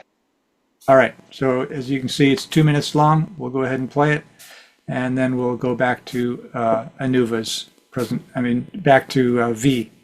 And I'm so thankful that I'm doing it again. And I'm currently in Paris for 1 semester, doing my project here, and then attending USC in LA this spring. And my project this year is to market local BIPOC restaurants to the local community and to post them on my Instagram foodie account at ZachFoodie. And since I'm in Paris for 1 semester, I want to market restaurants in Europe and LA.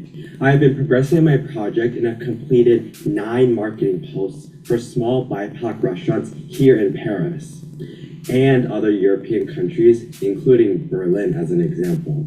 And my next step in the project is to post videos on these local restaurants, and I plan to film, edit, and post 3 reels before leaving Paris next month. And the reason why I'm doing reels and videos is because they gain much more views and will support these restaurant owners a lot and give them a lot more followers if they currently have social media. Before I leave Paris, I am going to go back to my favorite restaurants and talk to the owners again and thank them. And the reason why I chose this entire project again is because last year was so fruitful. I got to talk to so many restaurant owners. I got to learn more about the restaurant industry, which is what I want to go into when I get older. And one thing I learned was that my posts and campaigns actually did help. And coming from a college student, I learned that making a difference through social media is super powerful. And I'm just so grateful to do it again. And I want all people and BIPOC owners to make their voice heard. And I want to motivate social media users to come support these restaurants and give back to the local community. And thank you so much for your time. Bye.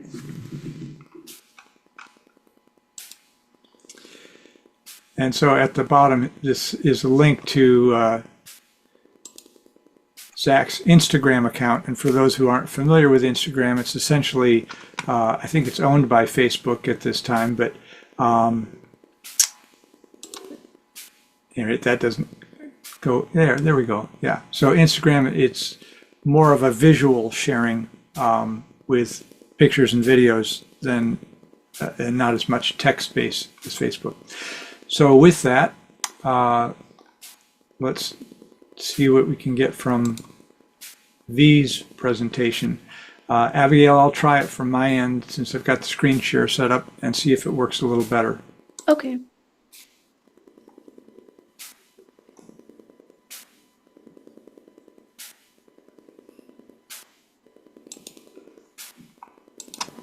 Hello everyone, my name is V. I'm currently 16 years old and I'm in the midst of completing my junior year at Olympia High School. And again, sound check. Abigail, is that coming through for you okay? Yeah, sounds good. Okay, we'll go ahead and continue. I'm also the founder of WWFOR, a nonprofit dedicated to meeting the clothing needs of shelters all across the Pacific Northwest. Today, I'd like to share more about how we operate, what we've achieved so far, and what's next. The inspiration for my project came from a personal place. My cousin, who was a teen mom and stayed in a women's shelter before heading to college. During my visits, I noticed how scarce resources were, especially clothing, which was the most requested item after housing. It all started with me donating some of my old DECA, which is a business club, clothing for her job interview. Soon I got my friends and family involved donating other clothing, and then that just kind of sparked an even bigger idea. So this idea has now evolved into a full-blown project, which I've named WWFOR, which is a little play on words, as we can see. And of course, here's the mission statement. As a youth-led nonprofit, WWFOR empowers vulnerable women in local women's shelters who need clothing through a streamlined donation process that efficiently matches need with supply. So, what exactly is WWFOR? It's built on 2 key pillars. The first focuses on local initiatives that address the urgent clothing needs of women's shelters. The second is an online donation system designed for the everyday donor. The person with a few old shirts or extra sweatpants that they're ready to part with but aren't exactly sure where to send them. I've got some details on the screen, but we'll dive a bit deeper into each aspect in a couple of slides. But first, as far as credits go, and as much as I could say could manage this entire project myself, that is unfortunately not the case. Here's a current group of volunteers and mentors helping me manage this project, including my friend Genevieve and my sister Melinda, who aided in the selection of secondhand clothing and gathering student volunteers. Then there is also Claire Maria, who are adult mentors who have helped guide me in creating and planning this project. Then there's also my Mike Yarrow Peace Fellow mentors, Brutus and Janice. In the future, where I will continue to be guided by a group of student volunteers, as well as myself, of course. And with such a strong community service and giving culture at Olympia High School, I have zero doubt that the project will be an ongoing extracurricular activity for many. Now for more on WWFOR itself, let's start with our local activities. We built relationships with shelters all across the Puget Sound area and take a very targeted approach to sourcing clothing. Rather than asking shelters to simply accept whatever we can get, we speak directly to shelter staff to find out what items are most in demand. For instance, in the winter months, shelters have requested more coats, gloves, and warm clothing, but also during other times. For example, we might ask for business clothing to support job searches. Once we have this information, we purchase high-quality clothing from secondhand warehouses like the Goodwill bins, which allows us to source more items and still stick to our budget. So far, we've been able to donate over 250 items this way, providing shelters with exactly what they need instead of simply returning to storage with random donations. Shelter also, of course, emphasizes quality. We avoid donating items that are excessively worn or unsuitable for the specific needs of shelters. For example, a warm winter coat or blazer might have a much bigger impact than generic clothing like t-shirts or pants. So we spend time sourcing items that we know will make a meaningful difference and are specifically requested.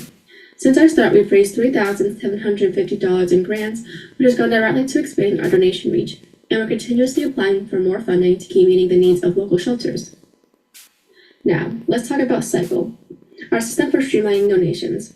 Our team realized that the donation process could be simplified. Oftentimes, donation shelters and women's shelters have convoluted websites that are very difficult to navigate, and many people want to donate, but they're not sure what shelters need, they don't know where to get items, or just how to do it. Cycle is our solution to these challenges, and we're in the process of designing a website to make it accessible to even more people. But since I know that visualizing can sometimes help clarify things, let me show you exactly what this looks like in practice. There you are. So here's just a sample website layout, not the official one. You can see some general information here. And then over here is the Cycle system.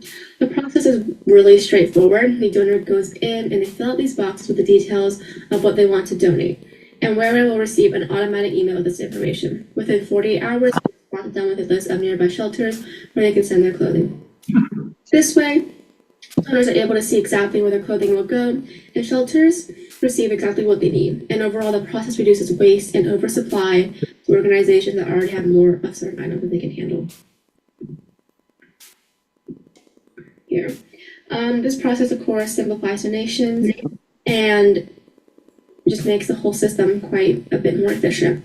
While our priority is to supply to women's shelters, if there's no immediate demand for certain items, we expand our search to include homeless shelters, which is likely where any men's Cycle donated items will go. Men's clothing, sorry. And of course, if necessary, we also have textile recycling centers. And one of our main goals with Cycle is to increase the efficiency and the satisfaction of the donation process for both the donor and the recipient. We are working closely with local shelters to ensure that the system aligns with their current inventory needs and to update it regularly as requests change. This isn't just a website. It's a way to create a cycle of intentional giving that considers everyone's needs. So shelters aren't overwhelmed with items they can't use, and donors feel confident knowing their contributions are valued and useful. Right now, my database is focused on the 86 domestic violence and homeless shelters in Western Washington that accept in-kind donations. Together, they serve over 45,000 women every year, but I'm exploring the potential to expand the Cycle system nationwide, assuming things go well in Western Washington. The great news is that all the costs for these expansions will be relatively minimal, as the maintenance costs to run Cycle increase very minimally as we expand the site. Cycle is set to go live by the end of December 2024, and the reserved domain will be WWFOR.org. So if you're interested in donating any clothing, please be sure to check it out when it's ready. So what does the timeline for this project look like? The donation and local activities will take place during the last 6 months of the year, with some follow-up check-ins happening in January. This timing is crucial because winter is when shelters need donations the most, so it makes sense to focus our efforts in ensuring that there is clothing for that period.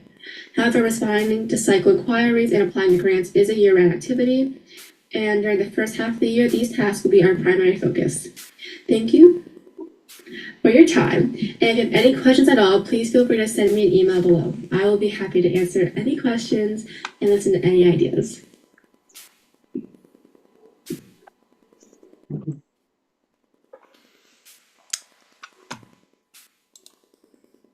Perfect. Do we have any time for a Q&A or?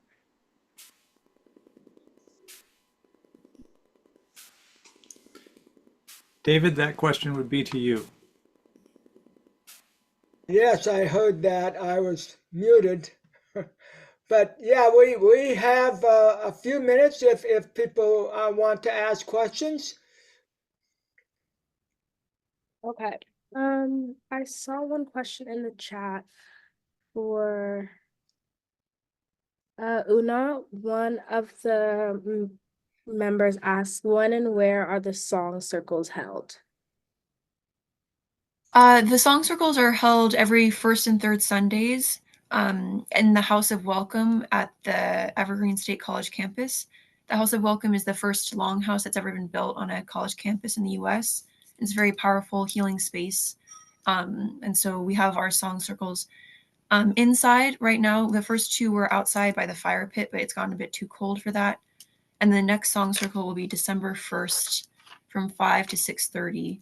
And I could, if you all are on an email list, I could email that information to somebody and that could get distributed if there's people in the local area who would like to come.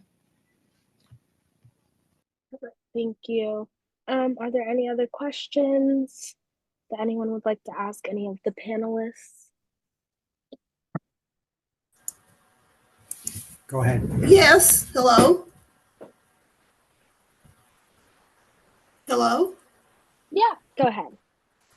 Oh, I just wanted to mention as far art news, I think .com, but had an article about themselves as an art community and big time art community regarding the recent passage of the NGO bill that also affects and includes art. So you may want to look into that or read that. Thank you.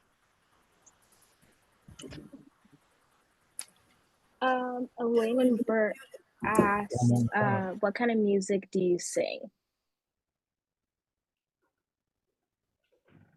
For Oonaugh.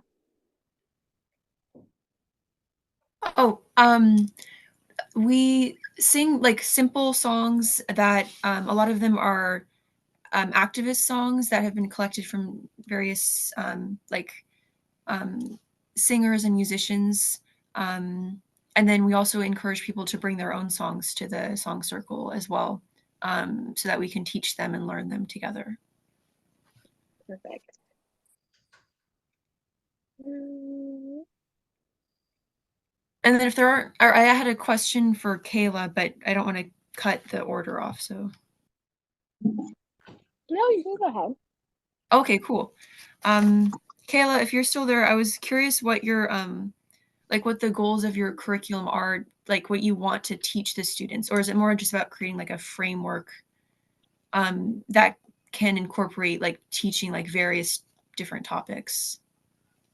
Yeah, that's a good question. I really want to teach more about like inclusivity. So I guess what you said about it being a framework is like kind of true, but I want to be able to like teach about how we should like respect everyone and include everyone and just like diversity inclusion, because especially since my target audience is elementary students. So just something like simple that's accessible to everyone.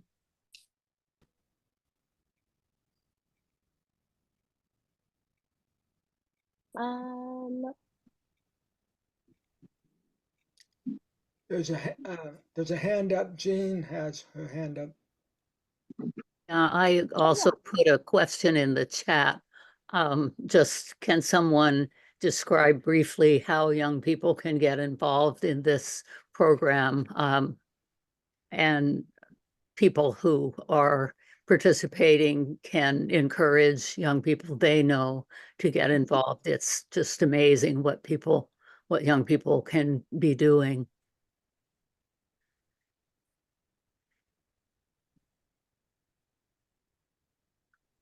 Oh, So yeah. I can take that one. So basically people can get involved in MyPF when they have their application cycle kind of opens, and they're able to apply for the project or apply for the program. And then they usually do some outreach as the application time goes to like schools and like different programs and organizations, counselors and advisors and stuff like that to kind of inform them about what's going on and then distribute it to students who may be interested. And then once they apply for the program and then get accepted, they're able to kind of start going into that. They start with the intensive non-violence campaign training process. And then they go into that training process and then they start to brainstorm the projects that they want to do. And then they just go from there and just continuing to build upon their projects and just what they want to pursue for the project deadline in the upcoming year. thank you. Yeah.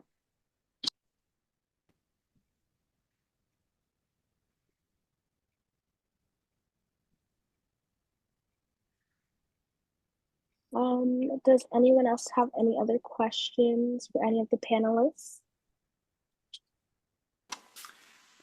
Abigail, one quick question from me, and this would be to any of the panelists that want to respond, but here you are in your teens and early 20s facing the Trump administration coming up in the next 4 years.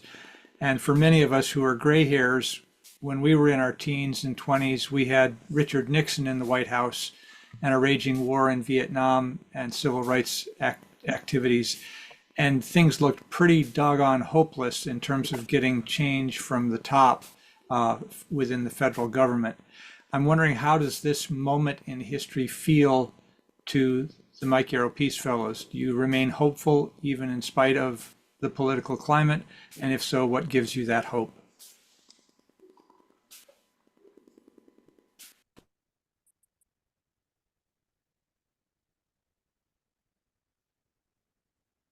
Sorry, I missed the last part of the question. The question, Naman, was, what do you feel, what gives you hope as a young person facing the political climate that we are now in? Oh, okay. Yeah, I can answer that.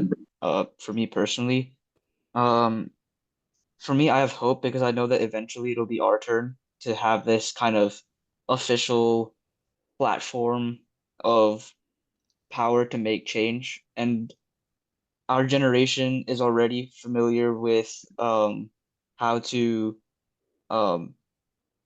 be activists through multiple different unconventional platforms and through different types of media than, like, for example, like traditional cable news networks. And I think what I'm hopeful about is we already know how to navigate these like different methods of getting or of spreading our message.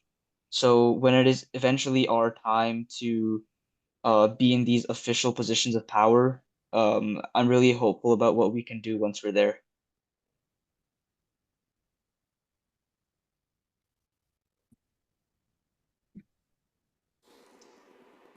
Thank you, Naman. And thank you, Abigail. At this point, we're about 2 or 3 minutes from the designated end, and I want to present a proposal, an option here. Following this presentation, this event, we typically have an informal conversation for 45 minutes, and then which we had set to be, if it would be at 12:45. And at the same time, um, we we could go into that. We could we normally, well, we had scheduled for 15 minutes or so of one poem and a couple of musical music, and we could extend over a bit, and then my proposal would be to extend a little bit into 12:45. I'm hesitant to go beyond 12:45 because we spend a lot of time here, and it's difficult to do Zoom things, to spend a great deal of time at the same time. So I'm wondering what what your druthers would be to say end it shortly, extend it for a bit, and get in a little bit of music and poetry. David? Regan? Yeah, I was going to suggest that we perhaps skip the second song and just go with the poem and Holly's Peaceful Revolution. Yeah. That might pick up a little time, about 5 That minutes. would take about those, what would be, about 7-8 minutes. How are the rest of you okay with that? Anybody not okay? Okay, It's about George's got 6 his thumb minutes. up. Okay, well, let's go with that. And by the way, I do want to thank again all you young Mike Yarrow Peace Fellows. It does a splendid job, wonderful preparation and commitment. So thank you very much. At this point, I want to again introduce Regan Unseld, who will lead us into the poem and then the song. Yeah, I'm just looking around on my screen here for the link to this first performance piece. Bear with me. Aha.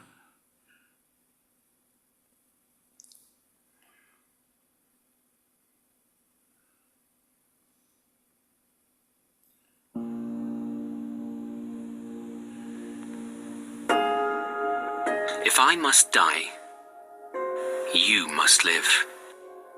To tell my story, to sell my things, to buy a piece of cloth and some strings, make it white with a long tail, so that a child somewhere in Gaza, while looking heaven in the eye, awaiting his dad who left in a blaze and bid no one farewell, not even to his flesh, not even to himself, sees the kite, my kite you made, flying up above, and thinks for a moment an angel's there, bringing back love. If I must die, let it bring hope. Let it be a tale.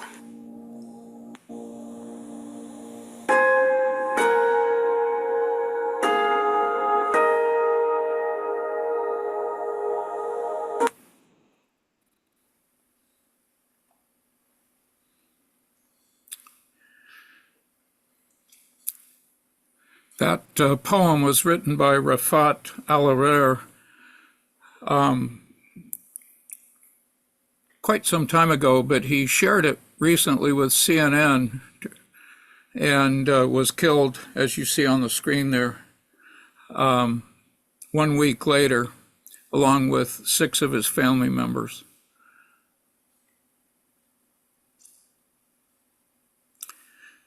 We will now hear Holly Gwynn Graham, local musician and activist in the Olympia area, a member of Raging Grannies. This song was on her last album, Hopeful Traveler. And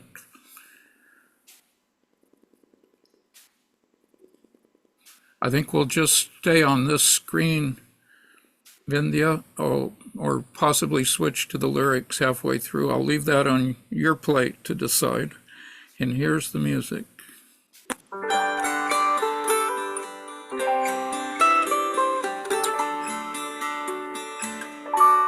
We are gathered at the crossroads, seeking answers in the wind.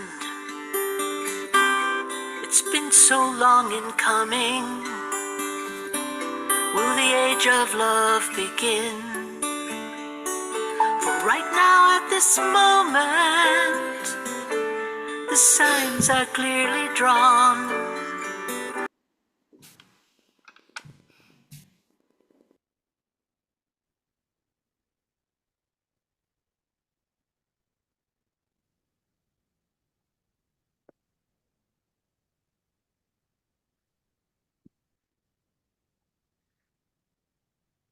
Regan, you have to unmute.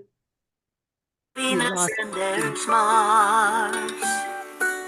There's nothing wrong with darkness if we balance it with light. So now we're at the crossroads, and we pray we get it right.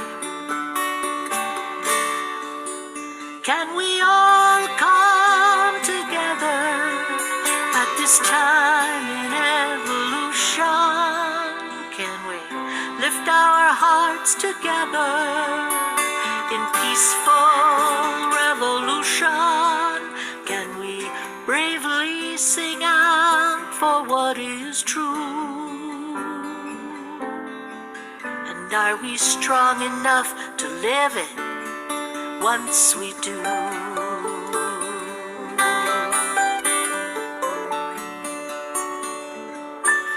Our hearts may still be broken, and new walls may arise, but we're here for the children and the promise in their eyes.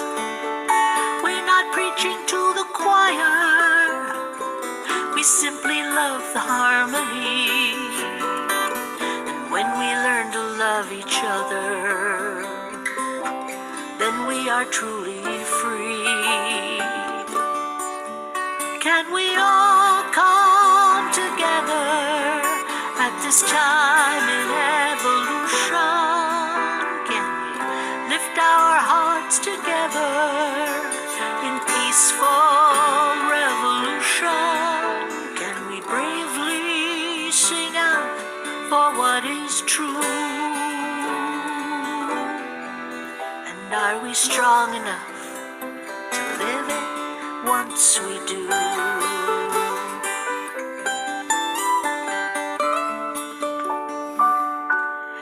Listen to the lyrics of the ones who make the songs.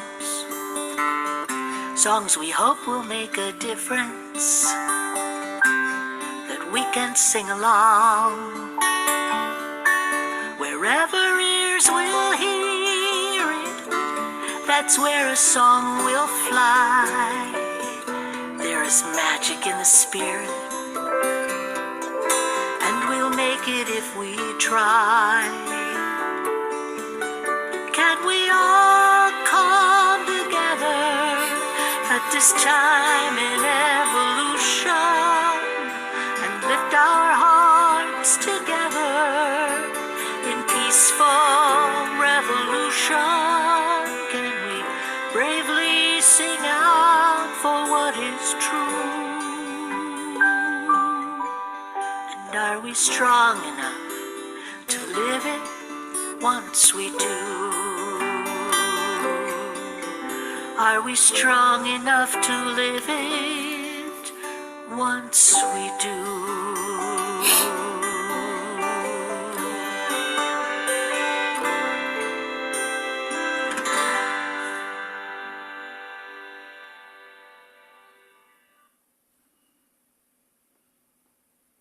Thank you, Regan, for helping with this.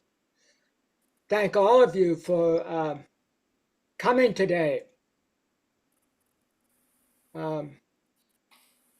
Really appreciate this, and I want to just share a minute or so some other thank yous to all the MYF folks, all you older guys and gals who coordinated, directors and co-directors, and Gene Buskin and Brenda and Vinya, and who else am I? And of course the Corries, and all the people who helped plan with me, Regan and Mary and Vivi and John and Susan. And I just want to share that this recording will be in the near future. Don't know exactly when. It'll be up on Western Washington website. There'll be a resource list of music up there, and text and books and links up there. Oh my goodness, what else? I'm sure I'm leaving something else out. There'll be an evaluation. There you go. Thank you. Yeah, not evaluation, but response coming out in a thank you email. Yeah, thanks, Gene. So, Regan, do you want to say something? Well, we're also posting on the WWFOR website on the Fall Conference page a link to 8 pages of resources related to the theme of this year's conference. And we will also be placing a list of all the music pieces that we played. Thank you. So for those of you who want to stay, we have an informal discussion, and we'll have another one today. And Mary Hanson will basically facilitate that. For those who don't, of course, this is the end of the conference. Again, thank you to all of you, whether you stay or not. I really appreciate this. And we hope that this has been a kind of an experience where you come together and share and rejuvenate and kind of work together to keep us going and your peace and justice work, whatever that is. So thank you very much again. Appreciate it. And David, I want to thank you for your part as a unofficial cat herder, working with the planning committee. So thank you and all the other members, all of you who are here today. Thank you. So that's it for the formal part. So go forward. Thanks, everybody. And it's just really great to feel how too late for hate this area is. It's too late to write off young people. You know, they're too far along. Anyway, that's just my feeling is that what gives me hope, Mary Hanson, I'm chair of Seattle FOR. Many of you know me, a few of you don't. But anyway, is that one of the advantages of living in this community is that we have evolved, and so much of what we are afraid of is at a distance. And so I am very grateful. I am very grateful for the multitudes of different people in my immediate community, for my neighbors, the multiracial, interracial, and multicultural, everything. It's just too far along. We have too many links with each other, too many friendships. We know too many of each other's dogs. I always kind of come back to dogs. I don't know. I think dogs are really helping us get through this. The cats are in their houses now because of coyotes. So the dogs are taking on some of the work that the cats were doing at keeping the community linked up. But my sense of hope partly comes from always taking a walk for at least a half hour every day, with very, very few exceptions, and being therefore connected, sometimes via dogs, sometimes via gardens, with the other humans that I will share the future with, whom I love very much, whatever they believe and whatever level of hope or lack thereof they have. Being around them gives me hope, and I hope that being around me gives them hope. In any case, getting exercise is really important. Self-care is really important. And so that's just my opening spiel. And this discussion will just be the usual rules. If you'd like to make a comment, the best way is to raise your hand and, go to reactions and raise hand like I just did. And when you're done, which I usually forget to do, lower your hand. And so any comments or questions? Oh yeah, and I forgot to mention, if you don't like raise hand and you really prefer chat, go ahead and try. Put it in the chat, put your question in the chat, and Jean Gant de la Strada will kind of keep an eye on that and interrupt and read the questions that you pose in the chat. So go ahead. I don't see a hand up yet.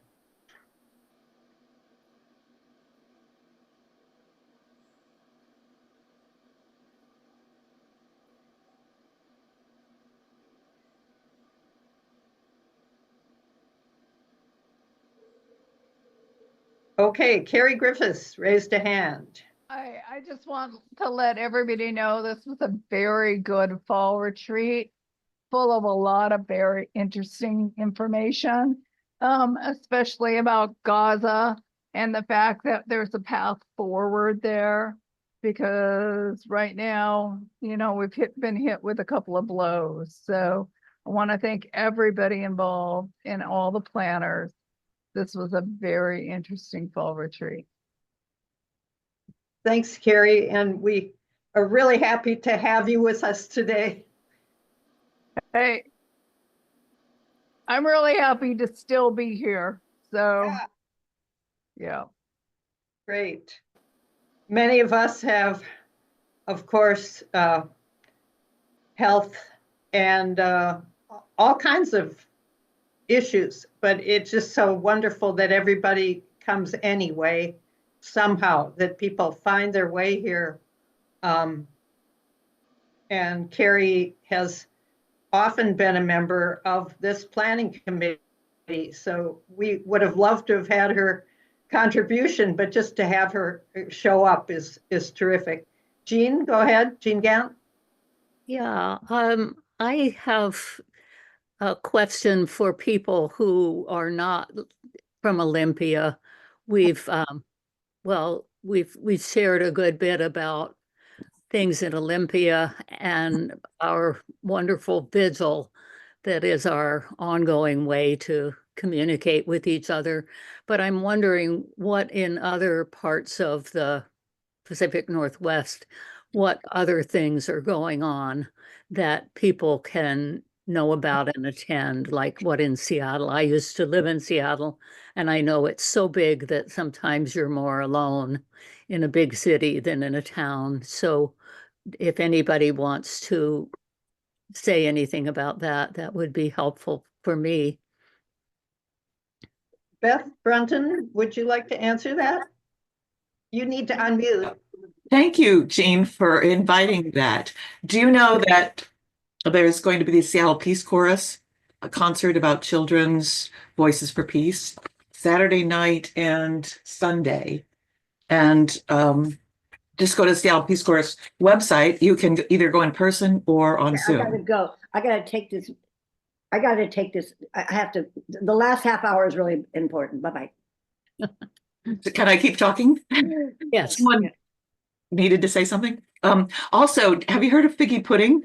Figgy Pudding is an annual caroling competition that used to be Friday nights at the Pike Market. This year, it's going to be Saturday afternoon. Next, let's see, Saturday, the first Saturday in December, from noon to Yeah, they don't even have the time on their flyer. Anyway, so I think it's from noon to 2. So Seattle Pike Market Senior Center and Food Bank fundraiser, annual fundraiser. And there'll be a lot of the song circle made me think about this. We have some fun songs that we'll be singing. I'm in a group called the Seattle Labor Chorus, and we sing the Alleluia Chorus that's called Join the Union. And we sing a lot of other songs about peace and justice. So if you want to get inspired, the sing-along competition is Saturday, December 7th, noon to 2:30 at the Pike Market.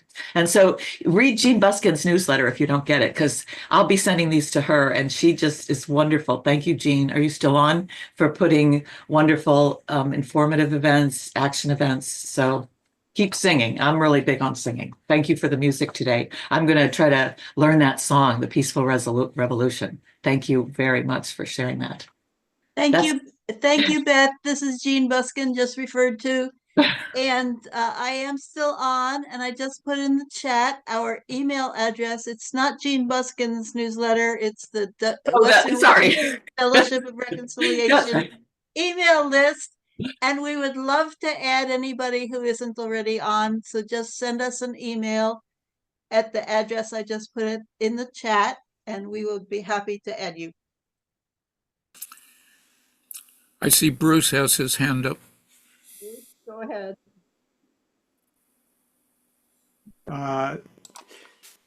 My question is actually for the folks that are on the call or are in the conference. Janice, Mary Lou, and I are co-directors of the Mike Yarrow Peace Fellowship, but I'm very curious as to people's response to the presentations from the Peace Fellow panelists. We didn't have anybody that was working on nuclear war. We didn't have anybody working directly on the Mideast conflict. We didn't have anybody directly speaking to climate change. And so these are kind of more central kinds of issues for more traditional for the FOR. But I'm just curious as to feedback. Were the presentations helpful, surprising, inspiring?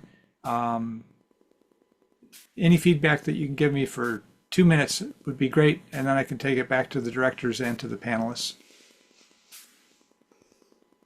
Anyone who'd like to respond to that, just unmute and respond. I would. I just thought, Bruce, wow, you really, your work, collective work with Janice and Mary Lou is phenomenal.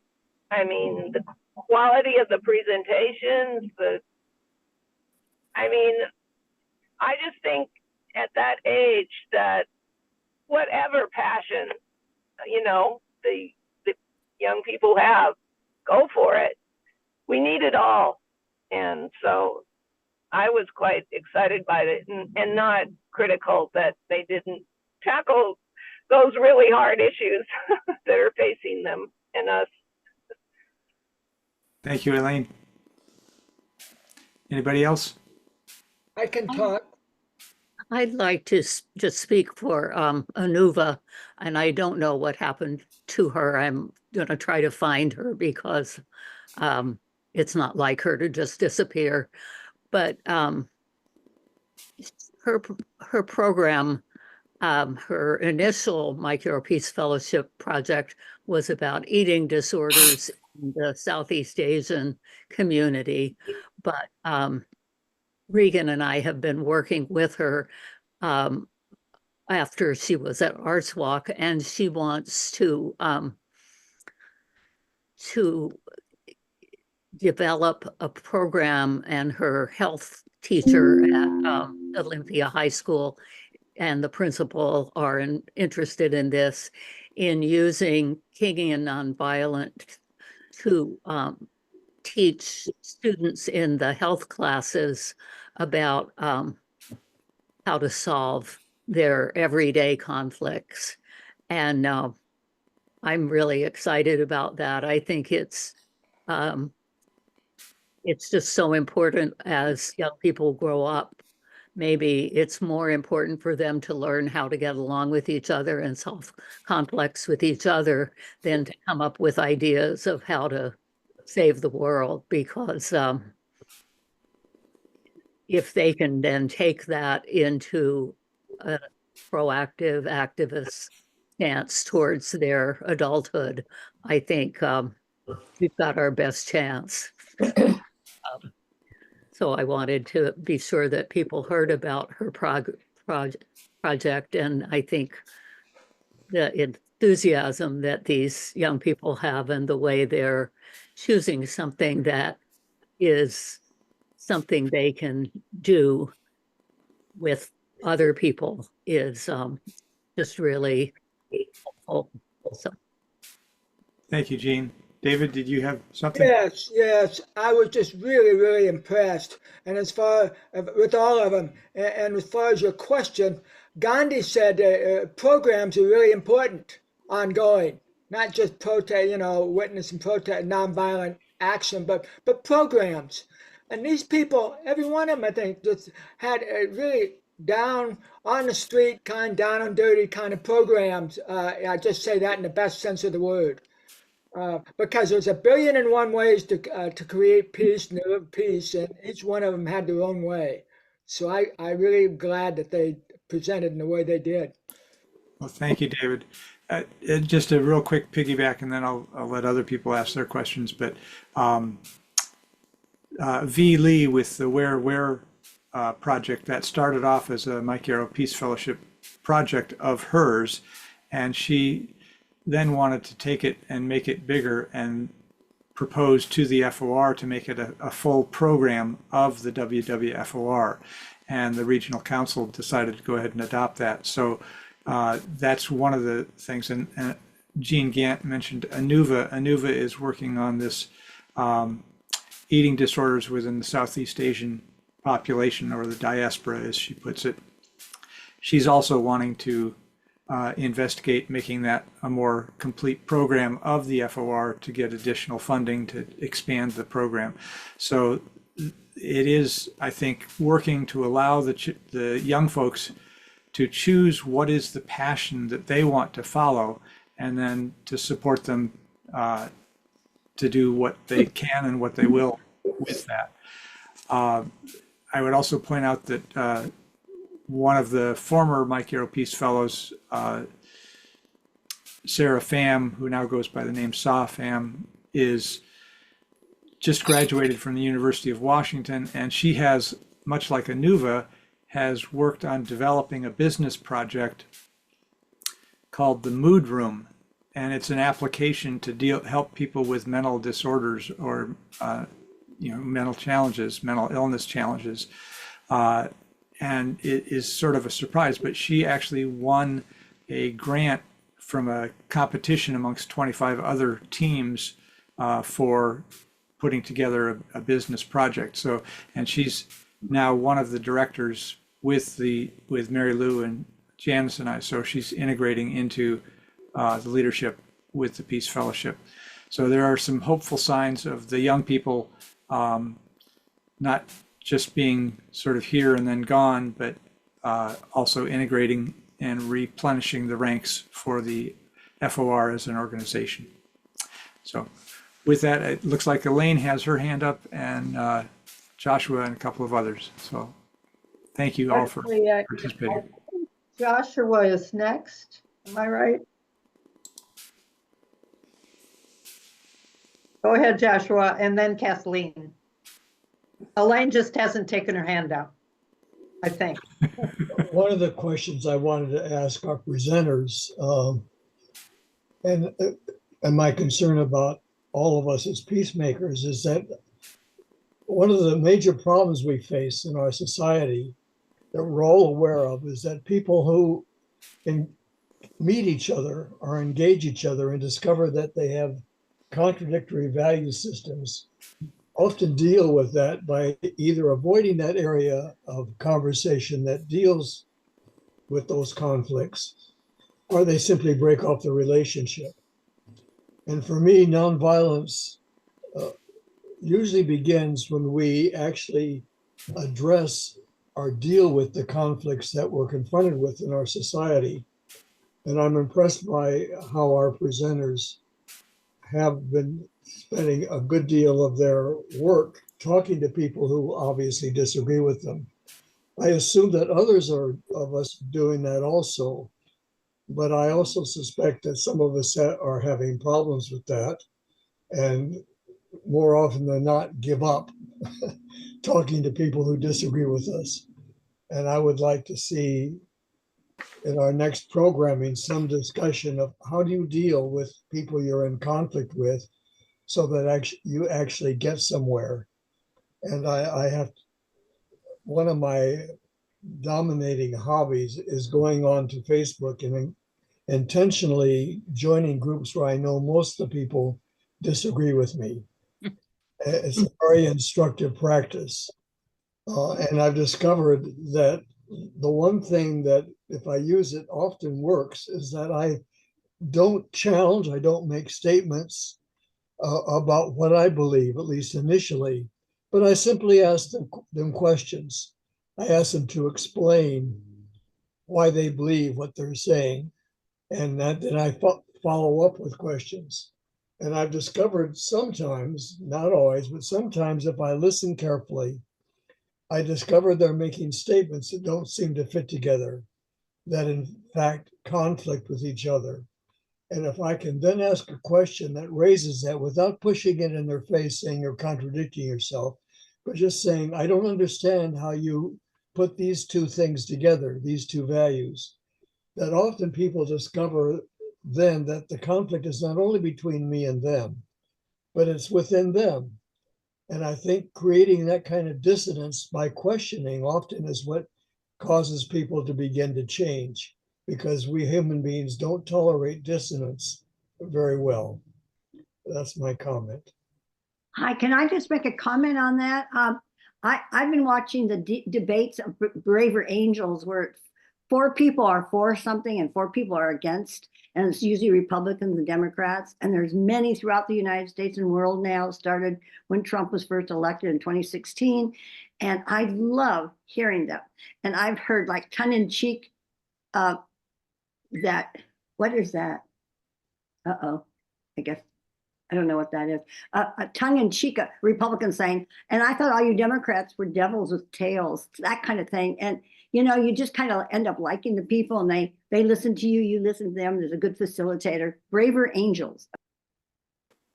That's a very helpful book we all should be aware of. Yeah. Kathleen, would you like to make a comment? Yeah, sure. In our small group, we began a little bit to discuss the current situation in Gaza and Israel, and how to take some action. Frankly, I was pleased to see it, but I was rather shocked at the maps that Craig put up on the screen, showing what's gone on with the land situation there since 1945. I hadn't realized it was that dramatic. When I look at where it was then, now fast forward 80 years, where it is now, it's outrageous, and it just really it's just struck me. And I am a social activist, peace and social activist, but I guess I would say that charged my battery a little bit more when I saw those maps. And as Michelle Obama said, do something. I'm in favor of that. I'm a clinical psychologist and a Quaker. We have to do something. So I think, certainly taking to the streets and joining like-minded groups. But, I was also struck by, I like the idea of the Braver Angels. I would be happy to participate in something like that. My difficulty is that I'm afraid I'm here in Olympia. I live in such a bubble, kind of a personal bubble, and I don't know a lot of people that are on the other side politically. I would be happy to discuss with any of them that are willing to discuss with me or minded people. I think that would be great. But the other piece of it is that with what's going on now, 44,000 people, innocent people, killed in Gaza. It's like, that can't go on. I believe that we have to really, take more action and urge the government to withdraw support from Israel on this, because there's a long-term solution and there's a short-term solution. I think the short-term solution, if there's not a moment, if there's not a pause, then there can't be a long-term solution, because I think it's true that the Palestinians have to organize themselves sufficiently, that there's a presented united front from them. But how can they when there's no food and they're moving every week and so on? The chaos is what keeps everything in suspension, and it's very dangerous. And so, I certainly don't have the answers to these things, but I think we need to try to do all we can to support the withdrawal of weapons and support for Israel. I know we have a long and complicated history with Israel for a lot of reasons, many of which have nothing to do with what's going on right now in Gaza, I think, but there we are. So how to work together to put more pressure on our local officials and nationally as well. It's a huge task, but I don't really see any other way around it. We have to do something. Thank you. Thanks, Kathleen. She's not here right now, but Louise Lansbury and I belong to the Friends Committee on National Legislation Advocacy team. Mm-hmm. And we are very fortunate to be able to meet with a staff person who works for our congressman, who is not my congressman, but Adam Smith, who's the congressman for the community just south of where I live in Seattle. And we spent an hour last Wednesday with this staff person, and he appreciated our approach because we call it all out. I mean, we are saying in the simplest terms, we're asking, how can killing Palestinians and destroying Palestine create greater safety for Israelis? Mm-hmm. And he had to hear that because that's his job. But as a human being, we weren't yelling at him. We weren't being mean. We were asking a significant question. It was just one of many questions, but it was a key question. And so I would encourage anyone who would like to join with me and Louise and other people, if you have another way of having meetings, do that. If you have another organization that has meetings with your members of Congress, stay with that, whatever form that's taking. But if you're interested in the training, we get a lot of good training from National FCNL. And so we are working with National FOR, National FCNL. I mean, it all works together. So the immediate ones, recent ones, are to stop the Bernie Sanders's joint resolutions to cut particular offensive weapons that have been used in genocidal activities by the IDF, and also the legislation to protect groups like us. That's ongoing. You can find all of the links to all of this in Gene Buskin. We call it Gene Buskin's, but anyway, the WWFOR messages that come to you. So you can also, if you're interested in doing more of this communicating with your members of Congress in various ways. We can connect you to ways to do that. Those are ongoing relationships. And the main point I would make there is that we don't see it as a failure if we don't convince our opponent in one meeting to agree with us 100%.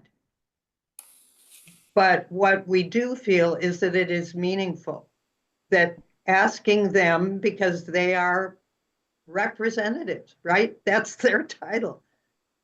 It is their job to hear us. And we appreciate the fact that some of them are listening. Whether they're hearing or not, we won't know for a while. But the problem that we face is we have a definite feeling of urgency. So Kathleen, I really appreciate your comments. And the feeling of urgency is not something we're ignoring at all.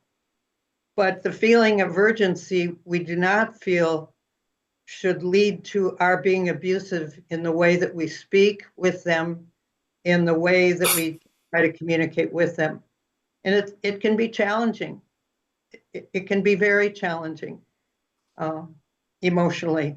So anyway, that's just by way of one thing or set of things that you can do. The other, I made a joke to Jean Buskin when we were talking about, should we have a video about an activist?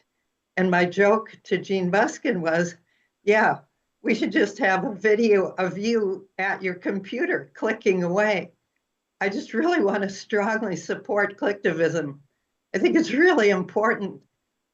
You know, you get an email on an important issue and you respond. You send a form letter, you change the subject title a little bit, you put a little of your own experience into it and you send it. I think clicktivism is extremely important in letting those who are responsible for policy know that health issues, I do not consider the fact that some of us mostly have to use our computers to do our activism. That's long been my view, that you do what you can. You use the tools that are at your disposal. And if you can't be in the streets, or if your community isn't set up that way, do something else. You know, just figure out a way that works for you and do that. Okay, let's see, other questions. Cindy. Cindy, unmute. Unmute. Reagan, you don't have to. Yeah. Oops. There you go. There you go. Okay. There you go. I just wanted to quickly reinforce what you've all said, but I wanted to say that the letters and the emails and the meetings are all important whenever you can engage in any of those, because our representatives, even when they're not doing maybe more importantly, when they're not doing what we want them to do, they need to still know that we're out there. And the more numbers that we can bring with us, again, I mentioned those union folks coming with our meeting that we had last week with state legislators. It's just so important. And thinking about building coalition building and reaching out to people that maybe haven't done things like this before. I wanted to say about training, you know, that we've had a lot of experience at Rachel Corrie Foundation. We have information about meetings and can help you put together meetings if you need help doing that. But also paying attention to what Jewish Voice for Peace and there's the Washington, now I think most of you are aware, the Washington for Peace and Justice group, which is a Palestinian group in Seattle. And we're going to have an advocacy day. I just talked to some of them last night. They're planning for an advocacy day down here in Olympia in February. So there will be a lot coming, but I would just tell you to watch for those groups that provide us with some guidance about what are the bills, what are the things we should be pushing on our legislators on at any particular moment. And yeah, there's a lot of information. I also want to say, thinking about Kathleen, I mean, the people, we can't underestimate the little bits of conversation that we have with people all the time. One of the people, mentors that I listened to this past week came back again with education. It's still education, education, education. And when Kathleen mentioned seeing the map, we've been using that map for many years, or some version of it. And it makes such a difference to people. And you can get those cards just to see that, because people have no idea. But I get to a place where I assume everybody knows about it. So it's just good info for me to know that Kathleen, that was the thing that struck her today.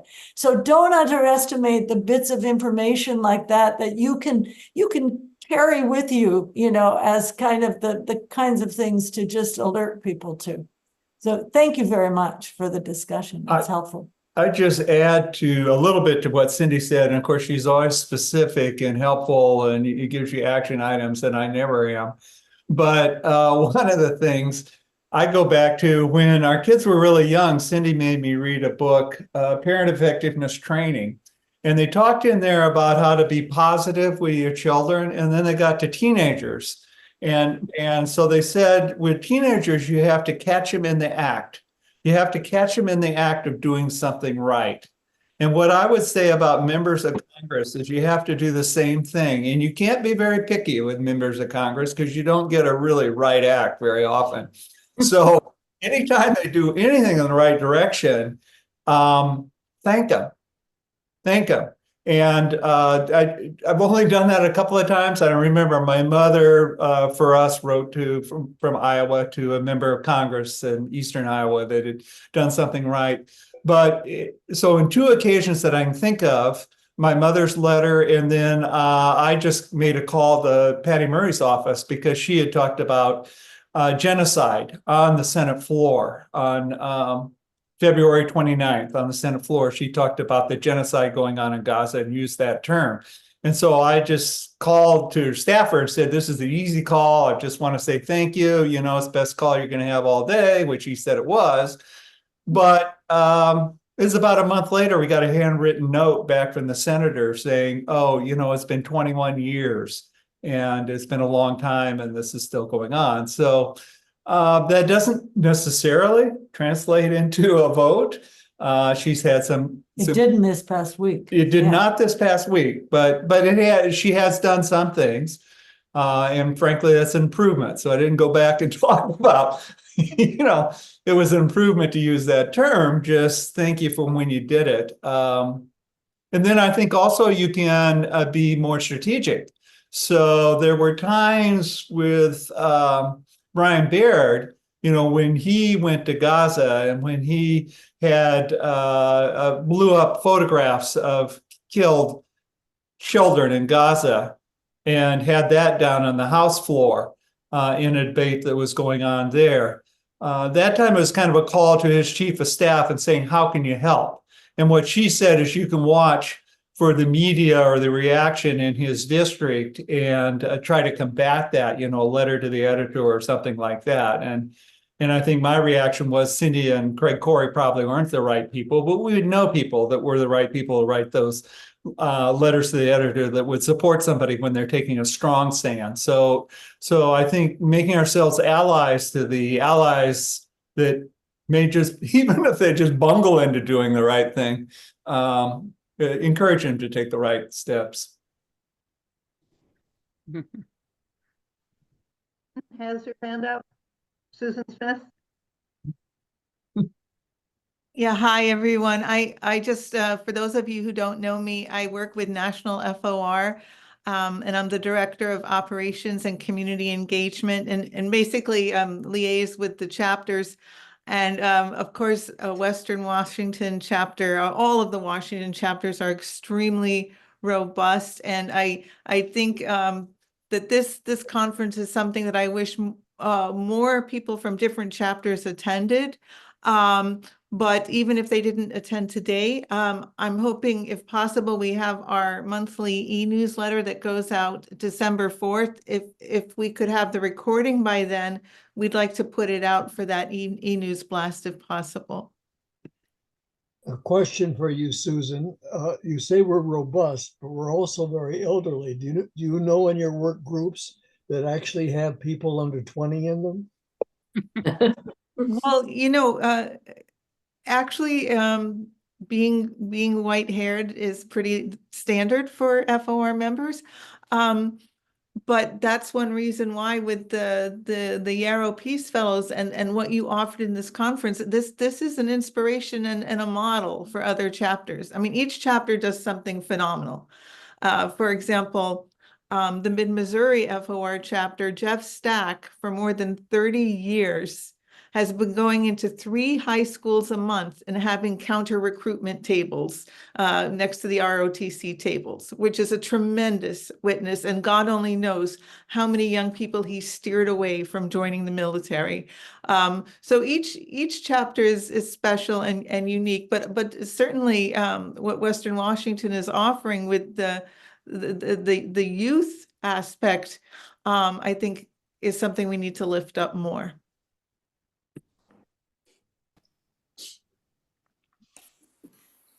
Thank you so much, Susan, and thank you, Craig and Cindy. Craig, I don't think I'll ever forget what you said about the tugboat and the line. That is a keeper. I don't have a very good memory. I will never forget that. What a great picture. And I hope other people have your own favorite comments that came from Craig and Cindy today, but that is such a keeper. We are 7 minutes over. So Regan, did you have a comment? Real short. So several times during this conference, the issue of how difficult and challenging it can be to talk with people whose worldview is so different from our own. And as many of you on the screen I see are perhaps familiar, I just wanted to put in a pitch for my repurposed toilet paper roll, which is the tool that I use, and it represents the filters that we see the world through. And it's very helpful in shifting a conversation from being judgmental of someone whose views seem so unfortunate to a place of curiosity. What filters, what experiences in your life have led you to where you are? So at the last Olympia FOR vigil, I always go up to passersby because I figure that's more my style than holding a sign for passing motorists. And I went up to this fellow and I said, so I was just curious if you had any questions about what's happening here. He says it's all a bunch of stupid bullshit. And so I whipped my toilet paper roll out of my pocket and quickly explained to him filters. And I said, so you're looking at this vigil and drawing certain conclusions, but if I flip it around, I think, wow, here's some people who are feeling very strongly about something, very different perspective. He and I ended up spending an hour and a half in the freezing cold talking about these kinds of issues. We both acknowledge the difficulty of talking with people who disagree with us about things.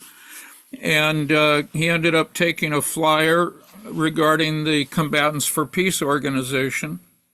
And I think it was because he was struck by the idea of former Israeli and Palestinian combatants sitting down together to talk over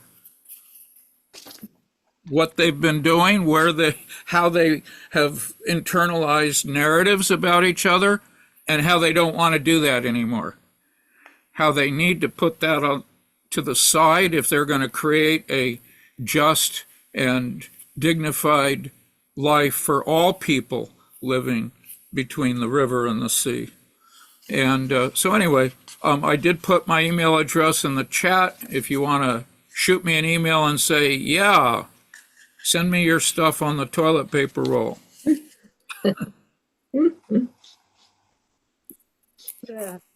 You're on a roll, Reagan. I'm on a roll. My mom used to be so embarrassed when we'd be out in public and I'd whip my toilet paper roll out. But you know, she got into it, and I am still using used toilet paper rolls, empty toilet paper rolls that she collected for me. I've got a big box of them. Anyway. Yeah, your toilet paper is cooler than mine. Mine's full of. Never mind. Okay. Well, we are quite beyond, we're 10 minutes over. I just want to I want to thank everybody for hanging out this long. I think it's been exciting and the time has flown by, but I just want to thank everyone again for engaging. This is we believe not in webinars where you sit back, but engaging. And so thank you for engaging. That makes a huge difference as we move ahead. We'll have programs every month. A different chapter kind of leads the programs, the monthly programs. So I don't know if we'll have one in December. I kind of don't think so, but by January, we will be having a program. Just keep an eye out for the Western Washington FOR message to see what that program will be. And now I'll turn it back to David Lambert. Thank you very much, Mary. Again, want to send my thank you and appreciation to all you folks who showed up, participated, and yeah, this has been wonderful. And I hope this has been inspiring and enriching for all of you. And have a good rest of the day. Take care. Assalamu alaikum. Namaste. Bye, everyone. Bye, everyone. Bye. Bye-bye.